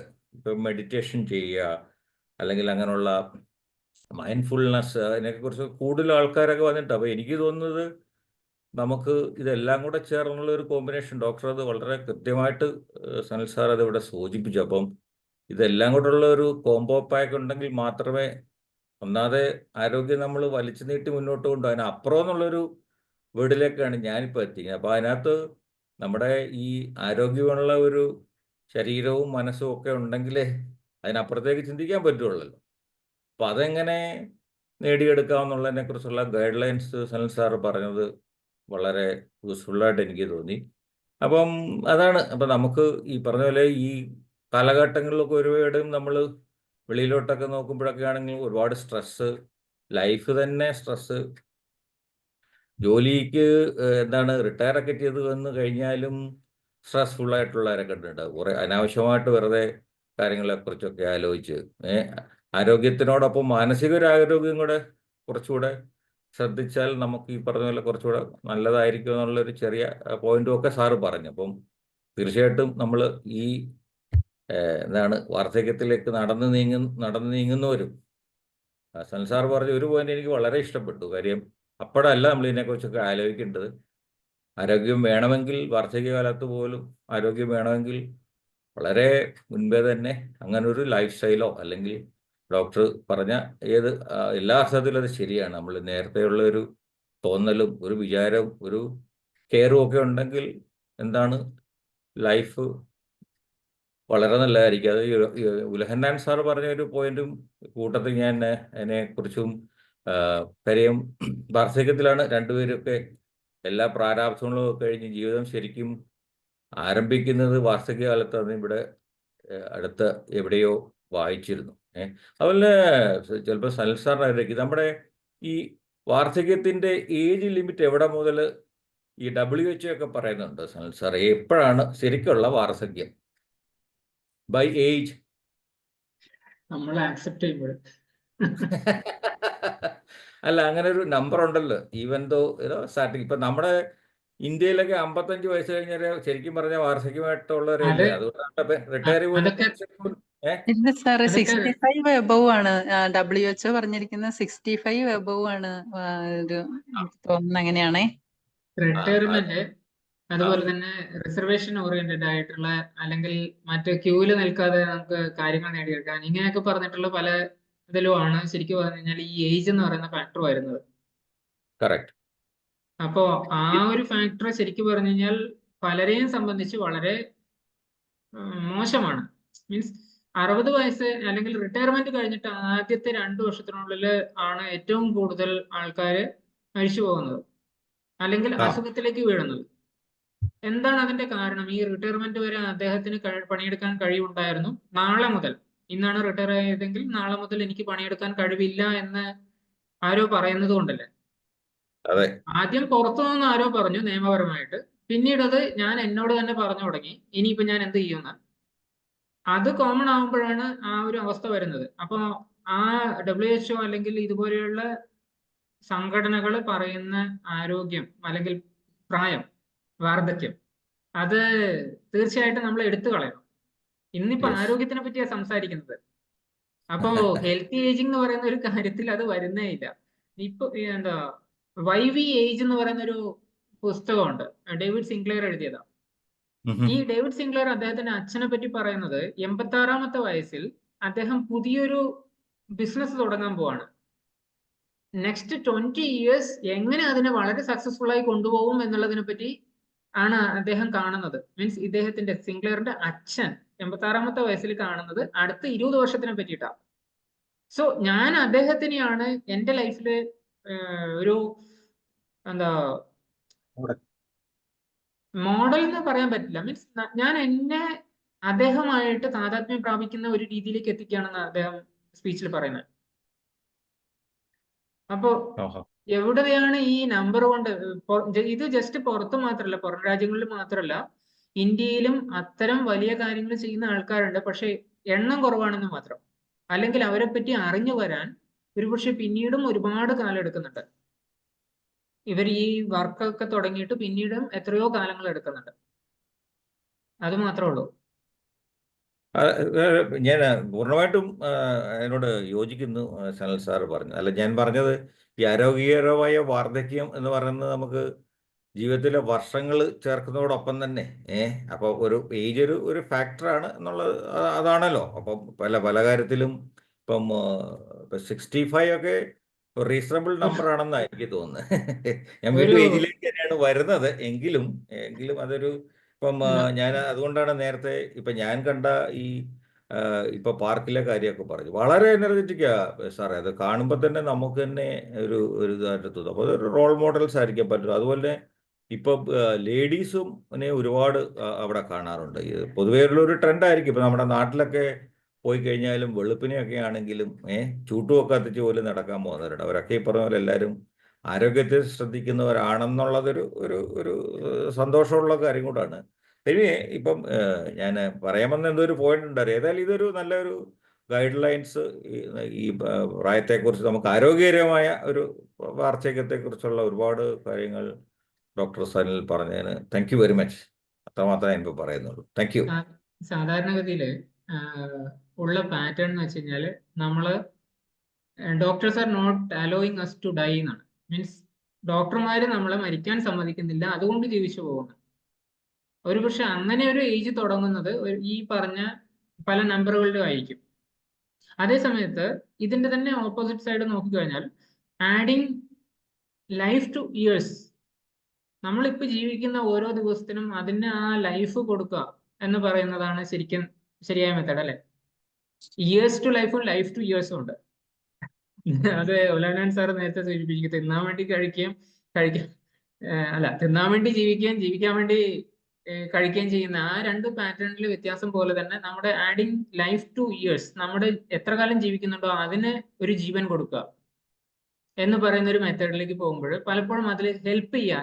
ഒലാനൻ സാർ ഒരുപക്ഷെ ഞാൻ അതിൽ എഴുതാത്തൊരു കാര്യമായിരുന്നു, ഹെൽപ്പ് ചെയ്യുക, മറ്റുള്ളവരെ ഹെൽപ്പ് ചെയ്യാനുള്ള ഒരു മനസ്സും അതുപോലെ തന്നെ അതിനുള്ള ഒരു ശരീരവും.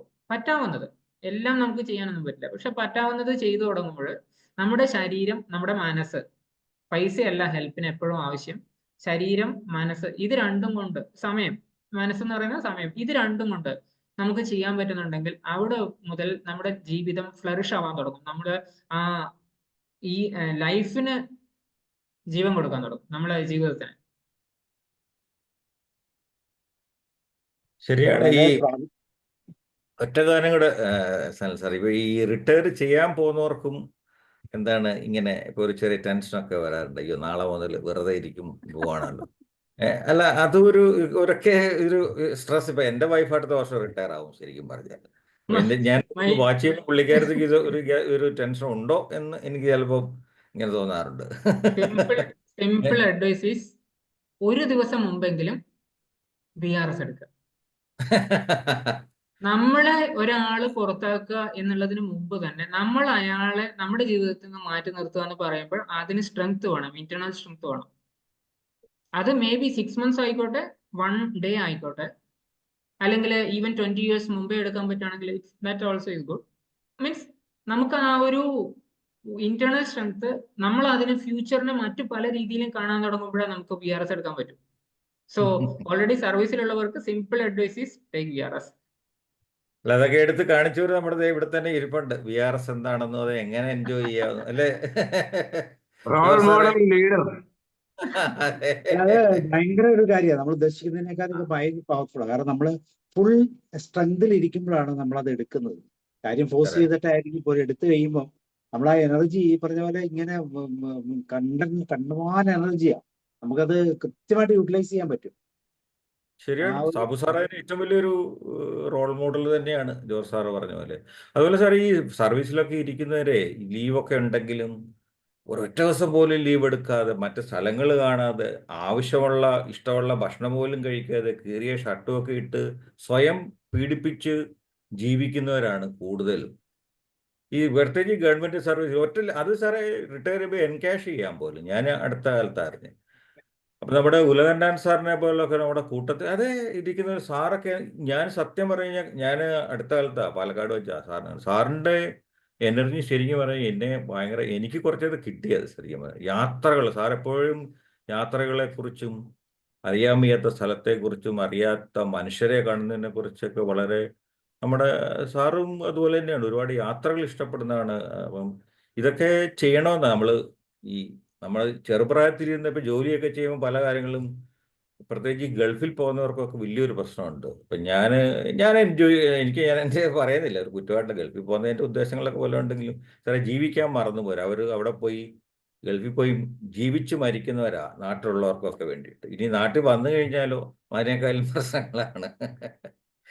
അപ്പം ഈ നമ്മൾ പലരും എന്താണ് അങ്ങനെയൊക്കെ ചെയ്യാറുന്ന സമയത്ത് ചിലർ പറയാറുണ്ട്, വയസ്സായാലും ഇനിയെങ്കിലും പണ്ടൊക്കെ ചെയ്ത പറ്റാത്ത കാര്യങ്ങളൊക്കെ ചെയ്യണമെന്ന് ഉപദേശിക്കുന്നവരുണ്ട്, ഉലകണ്ണൻ സാറിനെ പോലൊക്കെ ഉള്ളത്. അപ്പോൾ അതൊക്കെ നല്ല കാര്യമായിട്ടാണ് വാർദ്ധക്യത്തെക്കുറിച്ച് സംസാരിക്കുന്നതും. ഇപ്പോഴല്ലേ അതിനൊരു പ്രത്യേക എനർജിയും കാര്യങ്ങളും ഒക്കെ ഉണ്ട്. ഞങ്ങൾ കഴിഞ്ഞ പ്രാവശ്യം പാലക്കാട് പോയപ്പം നമ്മളാരും വാർദ്ധക്യത്തിൻ്റെ പ്രശ്നങ്ങളുള്ളവരാരും ഉണ്ടായിരുന്നില്ല, പക്ഷെ അതിലൊരു എനർജി ഉണ്ടായിരുന്നു. ഞങ്ങൾ എവിടെയൊക്കെയാണ് പോയതെന്നൊക്കെ സാബു സാറിന്റെ അതിനകത്ത് പറഞ്ഞിട്ടുണ്ട്. അപ്പോൾ അതൊക്കെ നല്ല കാര്യങ്ങളാണ്. ഏതായാലും ഞാനധികം ഇന്നത്തെ ഒരു നല്ല സബ്ജക്റ്റ് ആയിരുന്നു. നേരത്തെ സംസാരിച്ച ഒരു പുസ്തകം എന്ന് പറയുന്നത് വൈ വി ഡൈ ആയിരുന്നു, വെങ്കി രാമകൃഷ്ണൻ എഴുതിയത്. ഡേവിഡ് സിംഗ്ലർ എഴുതിയത് വൈ വി ഏജ് ആണ്. ആക്ച്വലി വൈ വി ലിവ് അല്ലെങ്കിൽ വൈ ഐ ലിവ് എന്ന് പറയുന്ന ഒരു ചോദ്യം എടുത്തു കഴിഞ്ഞാൽ ഒരു പക്ഷേ ഈ എൻജോയ്മെന്റ് ഒക്കെ അതിന്റെ ഒന്നിച്ച് വന്നോളും. അവിടെയാണ് ആ പർപ്പസ്. നമ്മളെ അവസാനത്തെ 10 വർഷം കൂടി ജീവിക്കണമെങ്കിൽ പർപ്പസ് എന്ത് എന്നുള്ളത് മാത്രമല്ല, ഇപ്പോഴും ജീവിക്കണമെങ്കിലും ആ പർപ്പസ് എന്താണെന്ന് എടുക്കുമ്പോൾ automatically enjoyment, happiness, peace of mind ഒക്കെ, ഈവൻ ഹെൽത്ത് അതിന്റെ കൂടെ വരും. നമ്മൾ ക്വസ്റ്റ്യൻസ് എപ്പോഴും നമുക്ക് ശരിയായ ഉത്തരം കിട്ടണമെങ്കിൽ ശരിയായ ചോദ്യം ചോദിക്കണം, ശരിയായ സമയത്ത് ചോദിക്കണം. അത് തുടങ്ങിക്കഴിഞ്ഞാൽ ഓട്ടോമാറ്റിക്കലി ബാക്കിയൊക്കെ കറക്റ്റ് ആവും, ഒരു അലൈൻമെന്റ് വരും.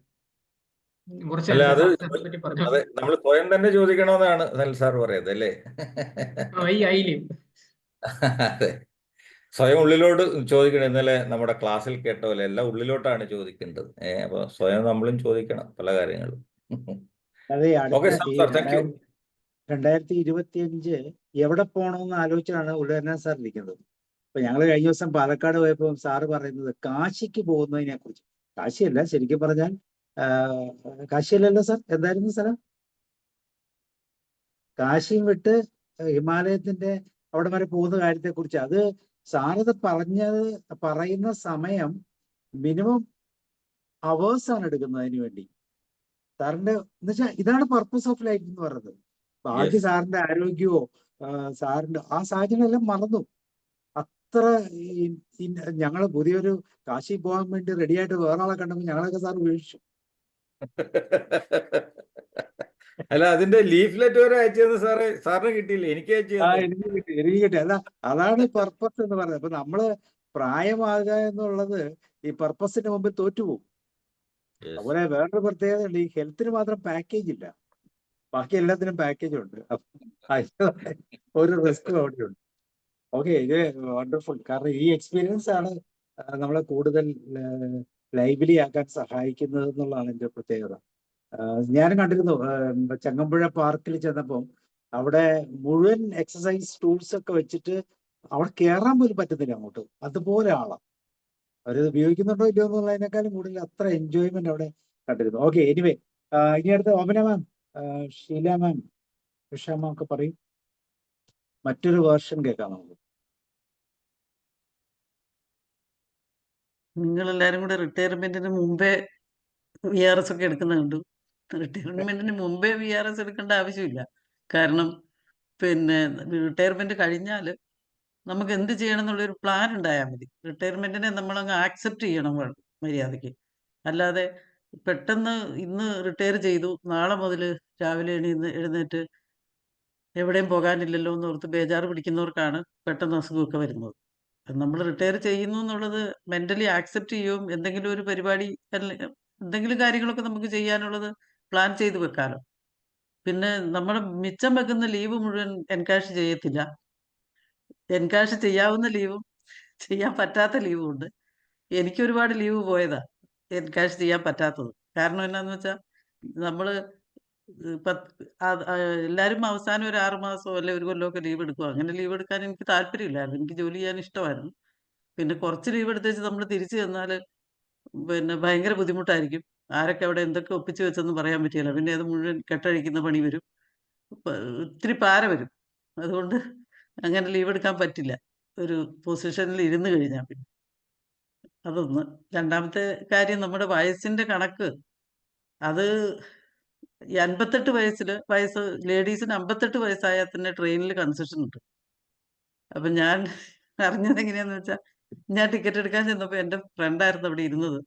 അപ്പൊ എന്നോട് പറഞ്ഞു, ഞാൻ കൺസെഷൻ ടിക്കറ്റാണ് എടുക്കുന്നത്. ഞാൻ പറഞ്ഞു, അയ്യോ വേണ്ട, കള്ളത്തരവൊന്നും നമുക്ക് കാണിക്കണ്ട, പിന്നെ നമുക്ക് ശരിക്കുള്ള ടിക്കറ്റ് മതി എന്ന് പറഞ്ഞു. അന്നേരം പറഞ്ഞു 58 വയസ്സ് മുതൽ ലേഡീസിന് എടുക്കാവുന്നു പറഞ്ഞു. അപ്പോഴാണ് എനിക്ക് മനസ്സിലായത്, വയസ്സ് അത് ശരിയാണ്. അങ്ങനെ ഒരു ഒരു പരിപാടി, അവർക്ക് എന്തോ ഒരു ആനുകൂല്യം കൊടുക്കുന്ന ഒരു പരിപാടി, അത് പിന്നെ ഒരു ഏജിനെ ശരിക്കും നമ്മുടെ ബുദ്ധിയിലേക്ക് കൂടുതൽ ഇൻഫോഴ്സ് ചെയ്യുന്ന ഒരു കാര്യം തന്നെയാണ്. പിന്നെ വീടുകളിലാണ് ഏറ്റവും കൂടുതൽ ഈ പ്രശ്നം സംഭവിക്കുന്നത്. വീടിൻ്റെ അകത്ത് പിന്നെ മറ്റുള്ളവർ ചെറുപ്പക്കാർ, അവരും ഈ പ്രായത്തിലേക്ക് വരും എന്നൊരു ചിന്തയില്ല. അവർ ശരിക്കും പറഞ്ഞാൽ വയസ്സായി, ഇനി അത് ഒറ്റയ്ക്ക് എവിടെ പോകണ്ട, അല്ലെങ്കിൽ അവിടെ അടങ്ങിയിരുന്നു, അല്ലെങ്കിൽ പിന്നെ അങ്ങനെ കുറേ റെസ്ട്രിക്ഷൻസ് ഈ പ്രായമുള്ളവർക്ക് അല്ലെങ്കിൽ കുറച്ച് അച്ഛനും അമ്മമാർക്കൊക്കെ കൊടുക്കുന്നുണ്ട്. ആ ഒരു അവസ്ഥയിലാണ് കൂടുതൽ ബുദ്ധിമുട്ട് തുടങ്ങുന്നത്. ഹസ്ബൻഡ്സ് ആണേലും വൈഫാണേലും ഒക്കെ എല്ലാവരും അങ്ങോട്ടും ഇങ്ങോട്ടും, മക്കൾ മാത്രമല്ല. അങ്ങനെ ഞാൻ ഒത്തിരി ലേഡീസിനെ കണ്ടിട്ടുണ്ട്. ജോലി പിന്നെ വോളണ്ടറി റിട്ടയർമെന്റ് എടുക്കണ്ട, ശരിക്കുള്ള റിട്ടയർമെന്റ് കഴിഞ്ഞിട്ട് ഒന്നും ചെയ്യാനില്ലാതെ വീടിൻ്റെ അകത്ത് എല്ലാ സൗകര്യങ്ങളും ഉണ്ടായിട്ടും പാർക്കിൻസൺസ് വന്നതും പിന്നെ സ്ട്രോക്ക് വന്ന പെട്ടെന്ന് അവർ സ്കൂളിൽ പോയിക്കൊണ്ടിരിക്കുമായിരുന്നെങ്കിൽ അവർക്കത് വരികയില്ലായിരുന്നു, ഉറപ്പാണ്. അങ്ങനത്തെ അവസ്ഥകളൊക്കെ ഉണ്ടാകാറുണ്ട്. അപ്പോൾ ശരിക്കും പറഞ്ഞാൽ നമ്മൾ പിന്നെ വളരെ ശ്രദ്ധിച്ച് ചിന്തിക്കേണ്ട ഒരു കാര്യമുണ്ട്. വീടിൻ്റെ അകത്താണ് ഏറ്റവും കൂടുതൽ ഈ പ്രായമാക്കുന്നത്. ഞാൻ കഴിഞ്ഞ പിന്നെ പ്രാവശ്യം ഡൽഹിയിൽ ട്രെയിനിങ്ങിന് പോയപ്പോൾ ആ ട്രെയിനിങ്ങിന് വന്ന് എല്ലാവരും പറഞ്ഞു, മാമിനെ കണ്ടിട്ട് ഞങ്ങൾക്ക് പഠിക്കാനുണ്ട്, അവിടുന്ന് ഇവിടം വരെ വന്നില്ലേ, തന്നെ വന്നില്ലേ, ക്ലാസ്സിൽ ക്വസ്റ്റ്യനൊക്കെ ചോദിക്കുന്നു, ഞങ്ങളൊക്കെ വെറുതെ ഇരിക്കുമ്പോൾ ക്വസ്റ്റ്യനൊക്കെ ചോദിക്കുന്നു, അങ്ങനെ ഇങ്ങനെ എന്നൊക്കെ പറഞ്ഞ് എന്നോട്. ഞാനോർത്ത്, എന്നെ ഇവരല്ല എന്നോട് ഇങ്ങനെ വന്ന് പറയുന്നത്. എനിക്ക് ശരിക്കും പറഞ്ഞാൽ മനസ്സിലായില്ല. പിന്നെ നമ്മുടെ ഏറ്റവും അത്യാവശ്യമുള്ള കാര്യം അനായാസേന മരണമാണ്. ഒരു മനുഷ്യൻ ഭാഗ്യവാനാണ് എന്ന് തീരുമാനിക്കപ്പെടുന്നത് അനായാസേനയുള്ള മരണമാണ്. അതിന് വേണ്ടി ചെയ്യാൻ പറ്റുന്നത്, എൻ്റെ ഒരു അഭിപ്രായത്തിൽ, നമുക്ക് പറ്റുന്നിടത്തോളം നല്ല കാര്യങ്ങളൊക്കെ ചെയ്യാം, ചീത്ത കാര്യങ്ങൾ ചെയ്യാതിരിക്കാം. അതേ നമുക്ക് ചെയ്യാൻ പറ്റുള്ളൂ. പിന്നെ അങ്ങനെ വന്നാൽ വലിയ അനായാസേന മരണം കിട്ടും എന്നാണ് എനിക്ക് തോന്നുന്നത്. താങ്ക് യു സാർ, നല്ലൊരു സബ്ജക്റ്റ് ആയിരുന്നു. ഇത്രയും നേരം ചർച്ച ചെയ്തിട്ടും ആർക്കും മതിയായില്ല. അത്രയും നല്ല സബ്ജക്റ്റ് ആയതുകൊണ്ടാണ്. Thank you sir. VRS-നെ കുറിച്ച് ഒരു ചെറിയ ക്ലാരിഫിക്കേഷൻ തരാം. VRS എന്ന് പറയുന്നത് ഹൂ ടേക്സ് ഡിസിഷൻ എന്നുള്ളതിനെ അടിസ്ഥാനമാക്കിയാണ്. റിട്ടയർമെന്റ് എന്ന് പറയുന്നത് സംബഡി എൽസസ് ഡിസിഷൻ ആണ്, തീരുമാനം എൻ്റെ അല്ല. VRS എടുക്കുന്നു എന്ന് പറയുമ്പോൾ തീരുമാനം എൻ്റെതാണ്. ഈ തീരുമാനം ആരതാണ് എന്നുള്ളതിനനുസരിച്ചാണ് ബാക്കിയൊക്കെ പോവുക. അവിടെ പ്ലാനിങ്ങും സാറ് പറഞ്ഞത് ആ ഒരു കാര്യത്തിൽ ശരിയാണ്. പക്ഷെ ആ VRS എടുത്തിട്ട് വീട്ടിലേക്കാണല്ലോ വരേണ്ടത്. അവിടെ VRS എന്നൊന്നും അല്ല പറയാ, അവിടെ റിട്ടയർമെന്റ് എന്നാ പറയാ. അവിടെ ആ തീരുമാനം എടുത്തിട്ട് അതിനുശേഷം പിന്നെ എന്ത് നെക്സ്റ്റ് 10 years അല്ലെങ്കിൽ നെക്സ്റ്റ് വരുന്ന കുറച്ച് വർഷങ്ങൾ എങ്ങനെ എൻജോയ് ചെയ്യാനോ അല്ലെങ്കിൽ എങ്ങനെയാണ് ലൈഫിനെ ഓരോ ദിവസവും ചെലവഴിക്കാൻ ഫ്രൂട്ട്ഫുൾ ആക്കാൻ വേണ്ടിയിട്ട് യൂട്ടിലൈസ് ചെയ്യുന്നത്, അതിന്റെ തീരുമാനമാണ് അവിടെ വരുന്നത്. പക്ഷേ ഇവിടെയൊക്കെ എങ്ങനെയാന്ന് വെച്ചാൽ, സ്കൂളിൽ പോയിടത്തോളം കാലം അവർക്ക് സോഷ്യൽ കോൺടാക്ട് ഉണ്ടായിരുന്നു. സ്കൂളിലോ അല്ലെങ്കിൽ ഓഫീസിലോ പോയിടത്തോളം കാലം അവർക്ക് സോഷ്യൽ കോണ്ടാക്ട് ഉണ്ടായിരുന്നു. അല്ലാതെ വന്നപ്പോൾ അവർ വീടിന്റെ അകത്തായി തളച്ച പോലെ. അതിന് റീസൺ എന്താന്ന് വെച്ച് കഴിഞ്ഞാൽ, ഞാൻ BSNL വേണമെങ്കിൽ എക്സാമ്പിൾ പറയാം. BSNL VRS അവർ കൊടുത്ത സമയത്ത് ഒരുപാട് പേര് VRS എടുത്തിട്ടുണ്ട്. ബട്ട് അവർ അതിന് എന്തിനാ എടുത്തെന്ന് വെച്ച് കഴിഞ്ഞാൽ, അവർ അതിനെ കമ്പയർ ചെയ്തു. അടുത്ത ഇനി ഇത്രയും വർഷം കൂടി ഞാൻ വർക്ക് ചെയ്ത് കഴിഞ്ഞാൽ എനിക്ക് എത്ര സാലറി കിട്ടും, എനിക്ക് പെൻഷൻ എത്ര കിട്ടാൻ സാധ്യതയുണ്ട്, ഞാൻ ഇപ്പോൾ VRS എടുത്തു കഴിഞ്ഞാൽ എനിക്ക് എത്ര ലംസം കിട്ടും, എനിക്ക് എത്ര പെൻഷൻ കിട്ടും, ഇങ്ങനെ ഒരു കമ്പാരിസൺ നടത്തിയിട്ട് അതിനുശേഷമാണ് അവർ തീരുമാനിക്കുന്നത്. നോട്ട് ദാറ്റ് അവർ ഇനിയുള്ള ജീവിതം എങ്ങനെ ഫ്രൂട്ട്ഫുൾ ആക്കണം എന്നവിടെ ഒരു തീരുമാനം ഇല്ല. ആ തീരുമാനമാണ് ശരിക്കും പറഞ്ഞു കഴിഞ്ഞാൽ വരുന്നത്. ഈ VRS എന്ന് പറഞ്ഞതിനെ അതുമായിട്ട് കമ്പയർ ചെയ്യരുത്. It's entirely different. നമുക്ക് ആ ഇനി വരുന്ന വർഷങ്ങൾ എന്റേതാണ് എന്നുള്ള ഒരു തോന്നലോട് കൂടിയിട്ട്, ഇതുവരെ ഞാൻ വർക്ക് ചെയ്തത് വേറെ ആർക്കോ വേണ്ടിയിട്ടായിരുന്നു, ഇനി ഞാൻ വർക്ക് ചെയ്യാൻ പോകുന്നത് എനിക്ക് വേണ്ടിയിട്ടാണ് എന്നുള്ളൊരു തോന്നൽ വരുന്നിടത്താണ് അവിടെ അത് ഗുണം ചെയ്യുക. ഐ ആം ദ ബോസ് അല്ലേ? I am the boss. പുരുഷന്മാർക്ക് പറ്റും. ഇല്ല, അങ്ങനെയല്ല. നമ്മൾ വീട്ടിലേക്ക് കയറുന്നു എന്നുള്ളതാണ് ഇവിടുത്തെ പ്രശ്നം. ആ വീട്ടിൽ കയറുന്നതിന് പകരമുള്ള ആക്ടിവിറ്റികളിലേക്ക് തിരിച്ചറിഞ്ഞ് മനസ്സിലാക്കി മുന്നോട്ട് പോകുമ്പോൾ ഈ പറയുന്ന ആ ഒരു പ്രശ്നം ഉണ്ടാകത്തില്ല. പക്ഷെ അതിനുള്ള സ്ലോട്ട് കൃത്യമായിട്ട് അപ്ലൈ ചെയ്ത് കണ്ടെത്തി പോവുക എന്നുള്ളത് തന്നെയാണ് എന്റെ പാഠം. അമർജ്യോതി മാം പറയും.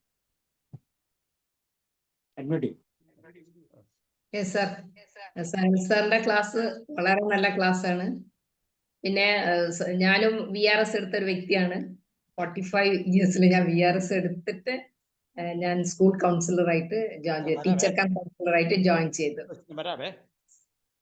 അപ്പൊ ഞാൻ ശരിക്കും എൻജോയ് ചെയ്തു. അതിനുശേഷം ശരിക്കും അതായത് എന്റെ ടീച്ചിങ് ആയിരുന്നു എന്റെ ഏറ്റവും വലിയ പാഷൻ. അപ്പൊ ഞാൻ പെട്ടെന്ന് ഗവൺമെന്റ് ജോലി കിട്ടിയപ്പോ കയറിയെന്ന് ഉള്ളൂ. പക്ഷെ ഞാൻ ശരിക്കും എൻജോയ് ചെയ്തത് VRS എടുത്തതിന് ശേഷമാണ്. അതല്ല, പിന്നെ റിട്ടയർമെന്റിന്റെ VRSന്റെ വ്യത്യാസം ഞാൻ മനസ്സിലാക്കി. ആരായാലും ഏതൊരു വ്യക്തിയാണെങ്കിലും നമ്മൾ ഈ ലോകത്തേക്ക് വന്നത് എന്തൊക്കെയോ കാര്യം ചെയ്യാനാണ്, എന്തൊക്കെയോ ഉദ്ദേശിച്ചായിരിക്കണം പ്രകൃതി നമ്മളെ ഇങ്ങോട്ടേക്ക് അയച്ചത്. അപ്പം നമ്മളത് വളരെ നമ്മളെ സമയം ഫലപ്രദമായിട്ട് ഉപയോഗിക്കാൻ നമുക്ക് അറിഞ്ഞാല് ഈ പ്രശ്നങ്ങളൊന്നും ഉണ്ടാവില്ല. അതായത് we should be busy with activities. ഞാൻ അതിലാണ് എൻജോയ്മെന്റ് കണ്ടെത്തുന്നത്. അതിൽ VRSും ഇല്ല, റിട്ടയർമെന്റും ഇല്ല, ഒന്നുമില്ല. നമ്മള് എൻഗേജ്ഡ് ആയിരിക്കുക, എപ്പോഴും മറ്റുള്ളവർക്ക് ഉപകാരപ്രദമായ എന്തെങ്കിലും കാര്യങ്ങൾ ചെയ്തുകൊണ്ടിരിക്കുക. Okay sir, thank you very much sir.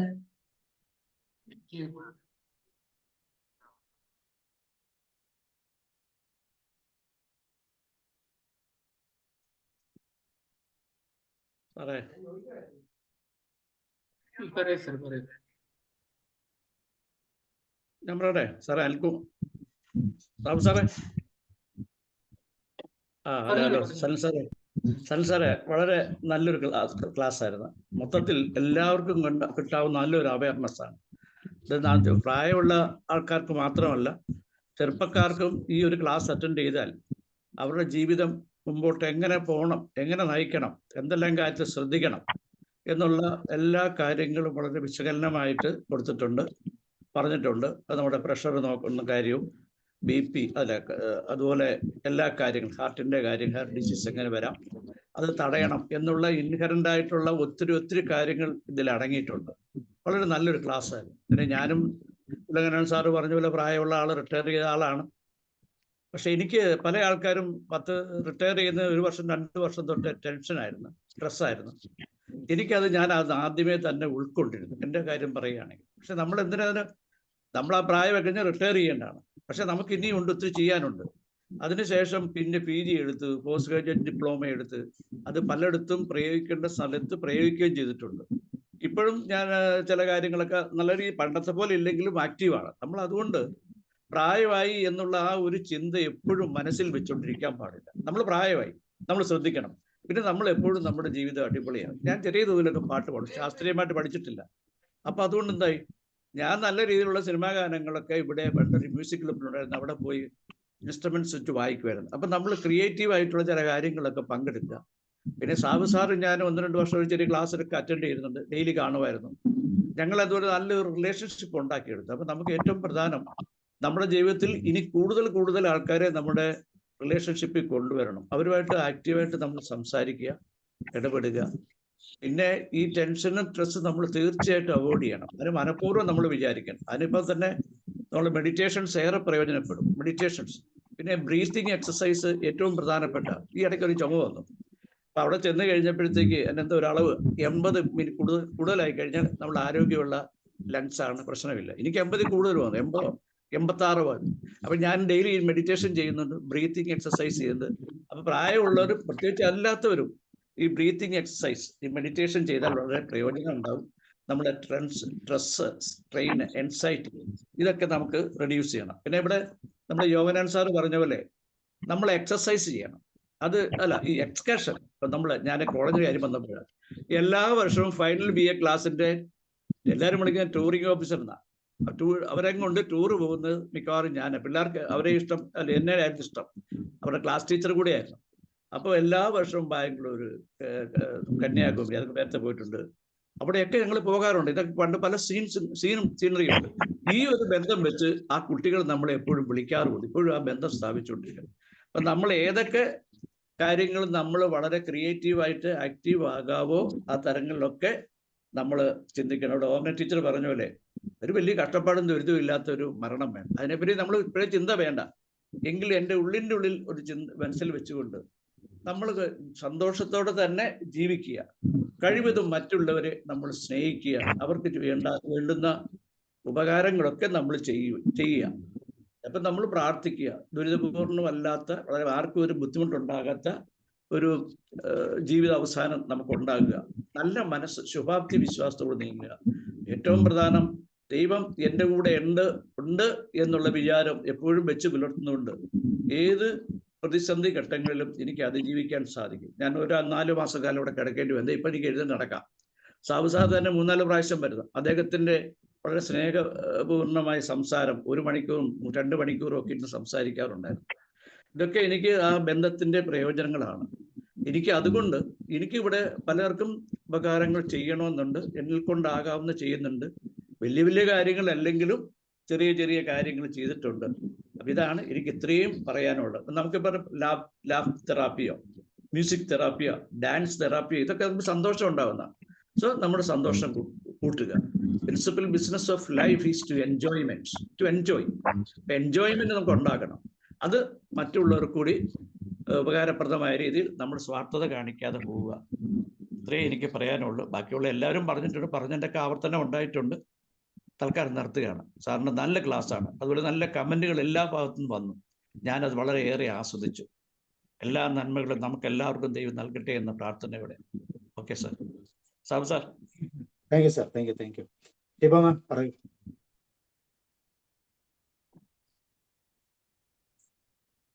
സാറേ ഞാൻ സാറേ, സനിൽ സാറേ ഒരു കാര്യം പറഞ്ഞോട്ടെ. പറയൂ. സാറ് ഓർക്കുന്നത് സാറാണ് ഏറ്റവും ചെറുപ്പം എന്നല്ലേ ഈ ഗ്രൂപ്പില്? എന്നാൽ സാറിനോളമോ അല്ലെങ്കിൽ സാറിനേക്കാൾ അതിനേക്കാൾ കുറഞ്ഞ പ്രായമോ ഉള്ളവരാണ് ഈ ഇരിക്കുന്നതെല്ലാം. അവരുടെ രീതികൾ കാണുമ്പോ തോന്നുന്നത് അങ്ങനെയാണ്. സാറാണ് പക്വതയായിട്ടിരിക്കുന്നതെന്ന് തോന്നുന്നു. ബാക്കി എല്ലാവരും കുട്ടിത്തത്തിലാണ് കാണുന്നത്. ഉലഹൻ സാറിനെ കണ്ടു. സാറ് ഒരു നേരം പോലും അടങ്ങിയിരിക്കുന്നില്ല. അതൊക്കെ കൊച്ചു കുട്ടികളുടെ ലക്ഷണമായിട്ട് തോന്നുന്നുണ്ട്. പിന്നെ സാറ് പറഞ്ഞതിൽ ഒരു സംശയം എനിക്കുള്ളത്, നമ്മള് മരിക്കുന്നതിന് 10 വർഷം മുമ്പ് തയ്യാറെടുപ്പ് എടുക്കണമെന്ന് പറഞ്ഞു. എനിക്കറിയാൻ പാടില്ല സാറേ ഞാൻ എന്നാ മരിക്കുന്നതെന്ന്. അതുകൊണ്ട് 10 വർഷം ഇനി ഒരുപാട് അകലെ ചെന്നിട്ട് തുടങ്ങിയാൽ മതിയോ എന്ന് എനിക്കൊരു ഡൗട്ടുണ്ട്. സാർ അവസാനം പറഞ്ഞില്ലായിരുന്നോ 10 വർഷം മുമ്പ് തയ്യാറെടുക്കണമെന്നല്ല പറഞ്ഞു. ജീവിതത്തിന്റെ അവസാനത്തെ 10 വർഷം എന്ത് ചെയ്യണം എന്നാണ് നിങ്ങളുടെ ആഗ്രഹം എന്നാ ചോദിച്ചത്. അപ്പൊ എന്തായാലും അത്രയും ഉറപ്പിക്കാമല്ലോ. ഇന്നിപ്പോ നിങ്ങൾ തീരുമാനിക്കുകയാണ് ഞാനൊരു 10 വർഷം, അവസാനത്തെ 10 വർഷം ഞാൻ ഇന്ന കാര്യങ്ങൾ ചെയ്യുമെന്ന് പറഞ്ഞു കഴിഞ്ഞാൽ മിനിമം 10 വർഷമെങ്കിലും നിങ്ങൾക്ക് ജീവിതം ഉണ്ടെന്ന് ഉറപ്പിക്കാലോ. അയ്യോ അത് പറ്റത്തില്ല സാറേ, 10 പോരാ. അത് മിനിമം.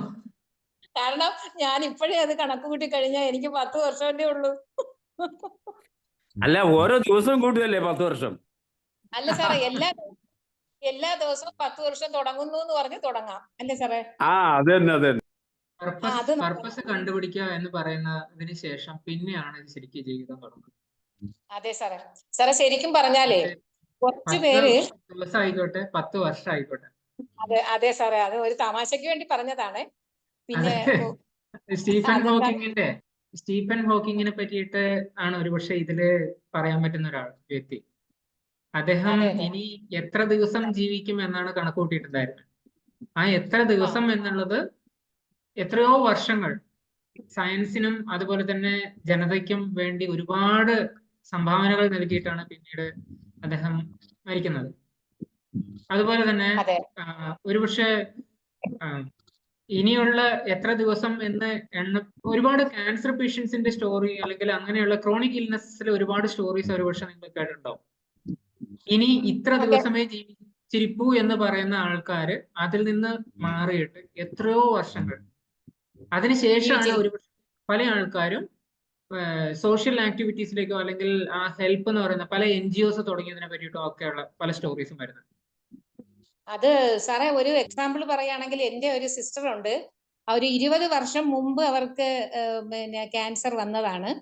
അപ്പോൾ അവര് പറഞ്ഞത് ഞാൻ വിട്ടുകൊടുക്കാൻ തയ്യാറല്ല, എന്നെ വിട്ടുകൊടുക്കാൻ തയ്യാറല്ല എന്ന് പറഞ്ഞുകൊണ്ട് വളരെ ആക്റ്റീവായിട്ട് കുറച്ചുകൂടി മറ്റു കാര്യങ്ങളിൽ ശ്രദ്ധിക്കുകയും ഇപ്പോഴും 20-22 വർഷമായി ഇപ്പോഴും നല്ല വീട്ടിലെ കംപ്ലീറ്റ് ജോലി ചെയ്യുന്ന അവരാണ്. അപ്പൊ അങ്ങനെ പോകുന്നുണ്ട്. അത് മനസ്സിൻ്റെതാണെന്നുള്ളതാണ് അതിൽ നിന്ന് ഞങ്ങൾക്ക് മനസ്സിലായത്.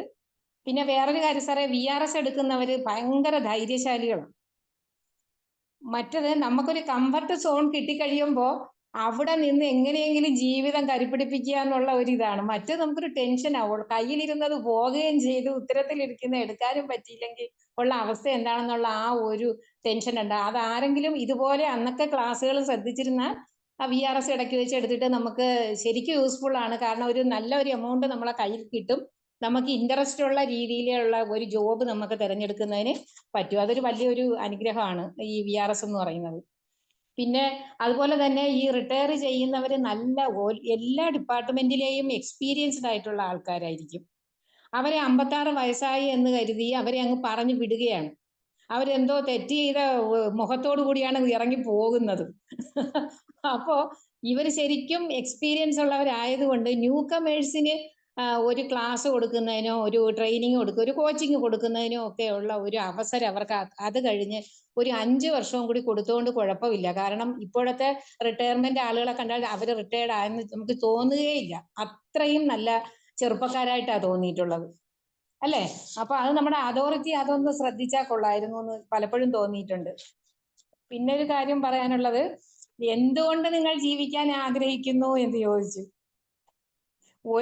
ഒരു കാരണം കൊണ്ടല്ല സാറേ, പല കാരണം കൊണ്ട് ജീവിക്കാൻ ആഗ്രഹിക്കുന്നു. പിന്നെ ഇനി സബ്ജക്റ്റിലോട്ട് വരട്ടെ സാറേ.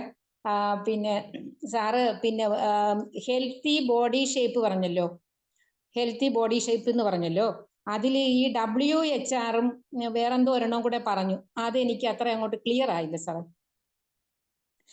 വേസ്റ്റ് ഹിപ്പ് റേഷ്യോ WHR തന്നെയാണ് രണ്ടും പറഞ്ഞത്. ആദ്യത്തെ WHR എന്ന് പറയുന്നത് വേസ്റ്റ് ടു ഹിപ്പ് റേഷ്യോ.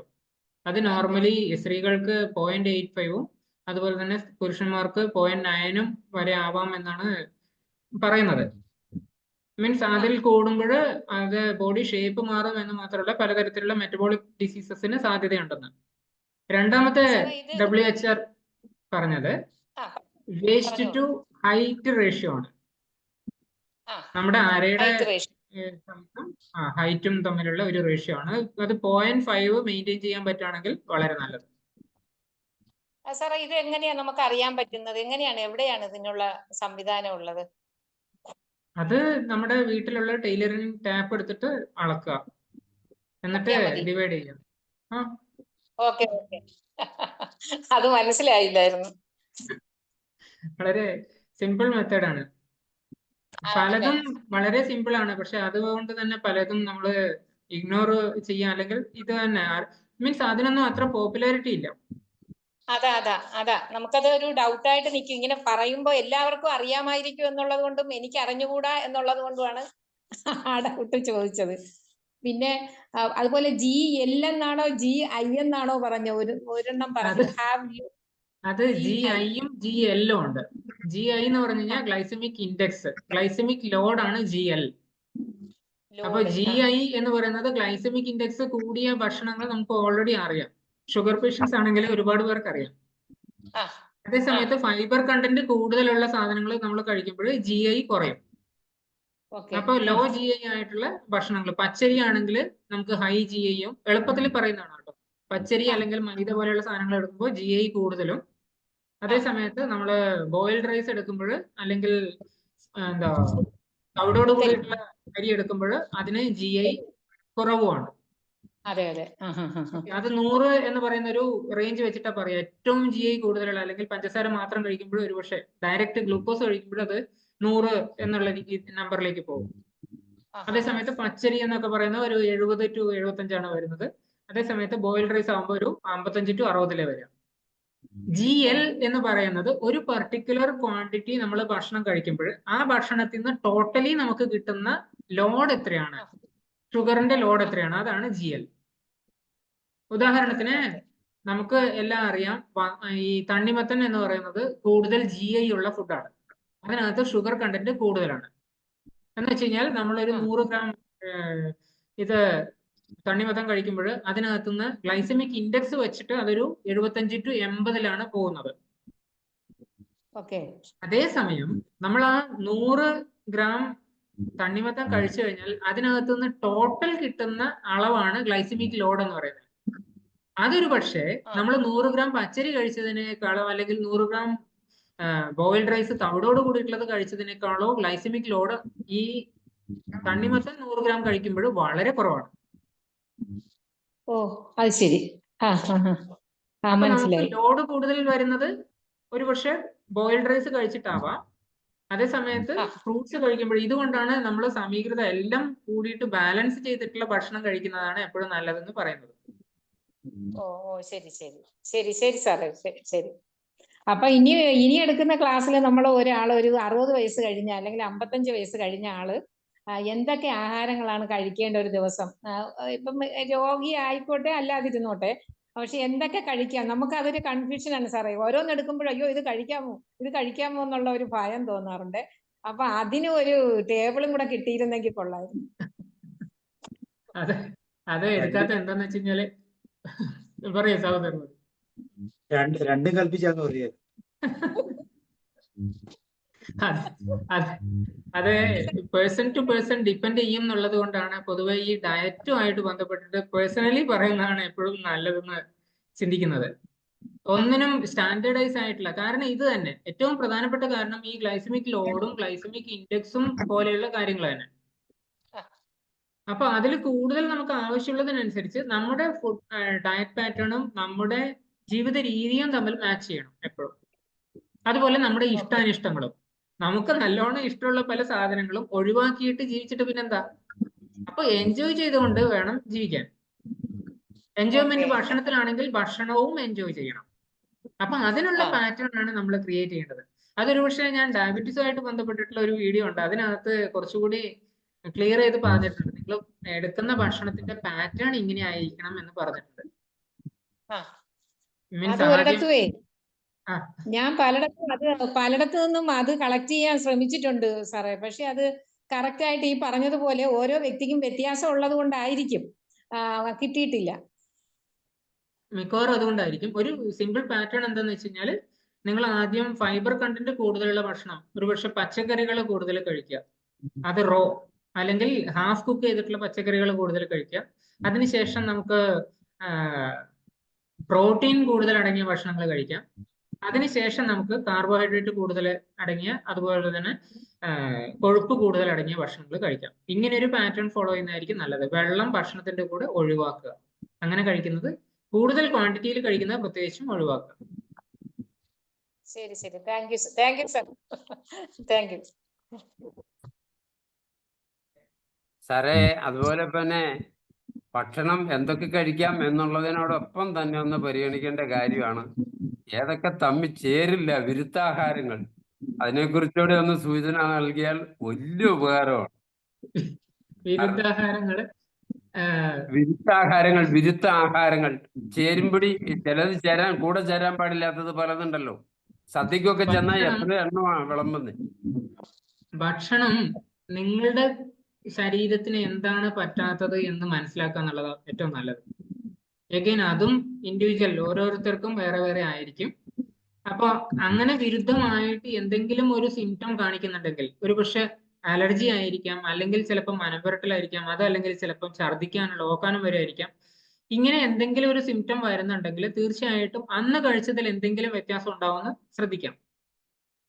അത് ഇതേ സാധനം തന്നെ അതേ വീട്ടിലെ മറ്റു പലരും കഴിച്ചിട്ട് അവർക്ക് ബുദ്ധിമുട്ടുണ്ടായില്ല എന്നുള്ളത് കൊണ്ട് എനിക്കത് അതായിരിക്കില്ല കാരണം എന്ന് വിചാരിക്കരുത്. ഒരു ചെറിയ എക്സാമ്പിൾ പറഞ്ഞു കഴിഞ്ഞാൽ, തിരുവനന്തപുരത്തുള്ള എൻ്റെ ഒരു സുഹൃത്ത് ഇപ്പം അടുത്തിടെ മൗത്ത് അൾസറുമായിട്ട് ബന്ധപ്പെട്ടിട്ട് ഒരു പേഷ്യൻ്റ് ആണ്, മേ ബി ഒരു 8 വർഷത്തോളമായി അദ്ദേഹത്തിന് ഈ ഒരു പ്രോബ്ലം. അപ്പോൾ കൺസൾട്ടേഷന് ശേഷം ഞാനൊരു പാറ്റേൺ നിശ്ചയിച്ച് കൊടുത്തിട്ടുണ്ടായിരുന്നു. ഞാൻ കഴിഞ്ഞ ഒരു 2 ആഴ്ചയോളമായിട്ട് വളരെ നല്ല റിക്കവറി ഉണ്ട്. പക്ഷെ അതിനുശേഷം കഴിഞ്ഞ ദിവസം സംസാരിച്ചപ്പോൾ പറഞ്ഞു, ഇല്ല എനിക്ക് എന്താണെന്നറിയില്ല, കഴിഞ്ഞ ദിവസം എനിക്കൊരു അൾസർ കൂടി, ഒരു വായ്പുണ്ണ് കൂടി വന്നിട്ടുണ്ടെന്ന് പറഞ്ഞു. അപ്പൊ ഞാൻ ചോദിച്ചു, എന്തെങ്കിലും മാറ്റം അന്നത്തെ ഉറക്കത്തിൽ അടക്കമുള്ള എന്തെങ്കിലും മാറ്റം ഉണ്ടായിരുന്നു ചോദിച്ചപ്പോൾ ഒന്നും ഇല്ലെന്നും പറഞ്ഞു. കാരണം നമ്മൾ പറഞ്ഞ ആ ഒരു പാറ്റേണിനനുസരിച്ച് തന്നെയാണ് പോയിക്കൊണ്ടിരിക്കുന്നത്, വളരെ സ്ട്രിക്റ്റ് ആയിട്ട്. അദ്ദേഹം അതിനുശേഷം നെക്സ്റ്റ് ഡേ എന്നെ വിളിച്ചപ്പോൾ എന്നോട് പറഞ്ഞു, എനിക്ക് തോന്നുന്നു ഞാൻ കഴിച്ച സീഡ്സ് ആണ് പ്രശ്നമെന്ന്. അപ്പൊ ഞാൻ ചോദിച്ചു, പുതുതായിട്ടാണോ, അന്നാണോ സീഡ്സ് തുടങ്ങിയത്? ഞാൻ കൊടുത്ത ഡയറ്റ് പാറ്റേണിൽ സീഡ്സും നട്സും ഉണ്ടായിരുന്നു, വിത്തുകളും അതുപോലെ തന്നെ പരിപ്പുകളും. അതിൽ ആ സീഡ്സ് തുടങ്ങിയതിന്റെ അടുത്ത ദിവസമാണ് ഇത് കണ്ടത്. സീഡ്സ് ഞാൻ റെഗുലറായിട്ട് പല ആൾക്കാർക്കും പല ഡയറ്റ് പാറ്റേണിലും പ്രിസ്ക്രൈബ് ചെയ്യുന്ന ഒരു സാധനമാണ്. ക്വാണ്ടിറ്റി മാത്രമേ പലപ്പോഴും മാറാറുള്ളൂ, അല്ലെങ്കിൽ ചില പെർട്ടിക്കുലർ പാറ്റേൺ മാത്രമേ മാറാറുള്ളൂ കഴിക്കുന്നതിന്റെ. അപ്പൊ അത് മാറിയപ്പോഴാണ് അദ്ദേഹത്തിന് അത് ഇങ്ങനെയൊരു അനാലിസിസ് ഓരോരുത്തരും ഈ വിരുദ്ധാഹാരങ്ങൾ കണ്ടുപിടിക്കാൻ ഒരുപക്ഷെ ചെയ്യേണ്ടി വരും. വെറും ആഹാരം മാത്രമല്ല, അത് തന്നെ വിരുദ്ധാഹാരം ആവുന്ന സമയം വേറെ ആയിരിക്കും. അതുകൊണ്ട് തന്നെ ഞാൻ പറയുന്നത്, എന്ത് കഴിക്കുന്നു, എപ്പോൾ കഴിക്കുന്നു, എത്ര കഴിക്കുന്നു, ഇത് 3ഉം ഇമ്പോർട്ടൻ്റ് ആണ്. Okay, thank you sir.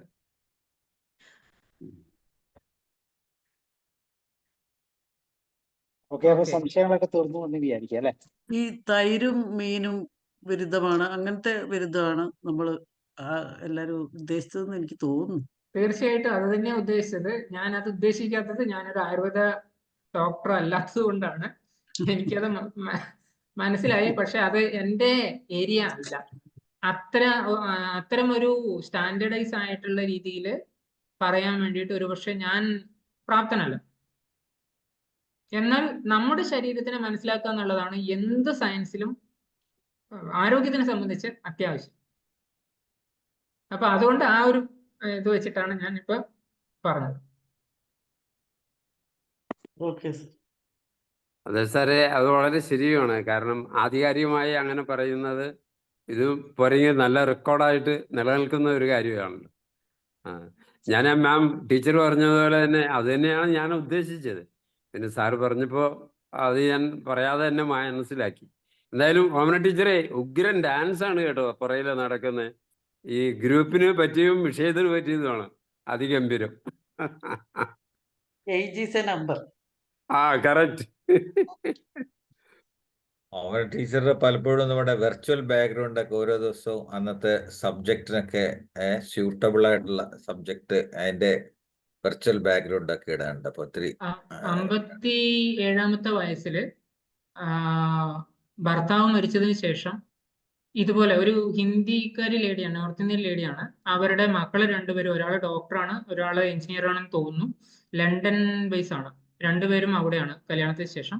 അവര് ആദ്യം മക്കളോട് രണ്ടുപേരോടും പെർമിഷൻ ചോദിച്ചിട്ട് അതിനുശേഷം മക്കളുടെ സപ്പോർട്ടോട് കൂടിയിട്ട് ആദ്യം ഇറങ്ങിയ ഫീൽഡ് ഡാൻസാണ്.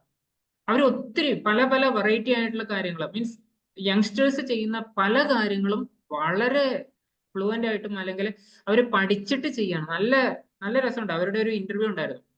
So it's all age is number എന്ന് പറയുന്നത് again it's in our brain. നമ്മുടെ ബ്രെയിനിൽ നിന്ന് ആ നമ്പർ ഒന്ന് താഴ്ത്തിക്കൊണ്ടുവരിക, എന്നിട്ട് do whatever you like.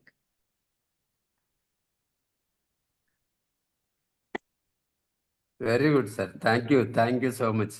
ഞാൻ ആ വെർച്വൽ ബാക്ക്ഗ്രൗണ്ട് ഉണ്ടാക്കാൻ പഠിച്ചതേ ഉള്ളൂ. അപ്പൊ അതിന്റെ ഒരു ഭാരവാരം ഇല്ല മാഡം, അത് എന്താണ് ചിലപ്പോൾ ബ്ലേഡായിട്ട് വരുമെങ്കിലും അതൊന്ന് അതിൻ്റെ ചിലപ്പം പിക്സലൊക്കെ ഒന്ന് കുറയ്ക്കുമോ ചിലപ്പോൾ, അതുകൊണ്ടൊക്കെ ആയിരിക്കും.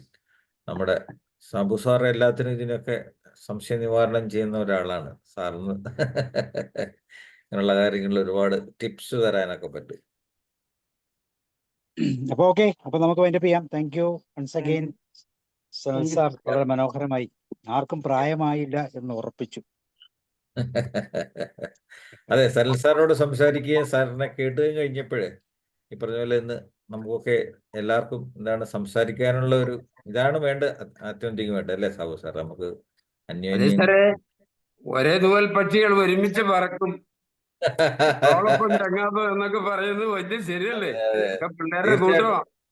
അതെ അതെ അതെ സത്യത്തില് ഈ കോവിഡ് വന്നതുകൊണ്ടാണ് നമുക്ക് ഇത്രയും പവർഫുൾ ആയിട്ടുള്ള ഒരു എൻവയോൺമെന്റിലേക്ക് എത്താൻ പറ്റിയത്. അതെ, ഇല്ലെങ്കിൽ അല്ല കോവിഡ് ദേവിക്ക് പലപ്പോഴും പ്രത്യേകം താങ്ക്സ്. അല്ല കഴിഞ്ഞ ദിവസം ഈ പറഞ്ഞ പോലെ പലപ്പോഴും അവിടെ കുടുങ്ങിപ്പോയേനെ. അതെ സാറ് ഇപ്പൊ ഞാൻ തന്നെ വലിയൊരു ഉദാഹരണമാണ് സനൽ സാറ്. ഞാൻ ഒരുപാട് വർഷങ്ങൾ വെളിയിലായിരുന്നു, എൻ്റെ എക്സ്പോഷർ മുഴുവൻ ചിലവേ ഉള്ളൂ.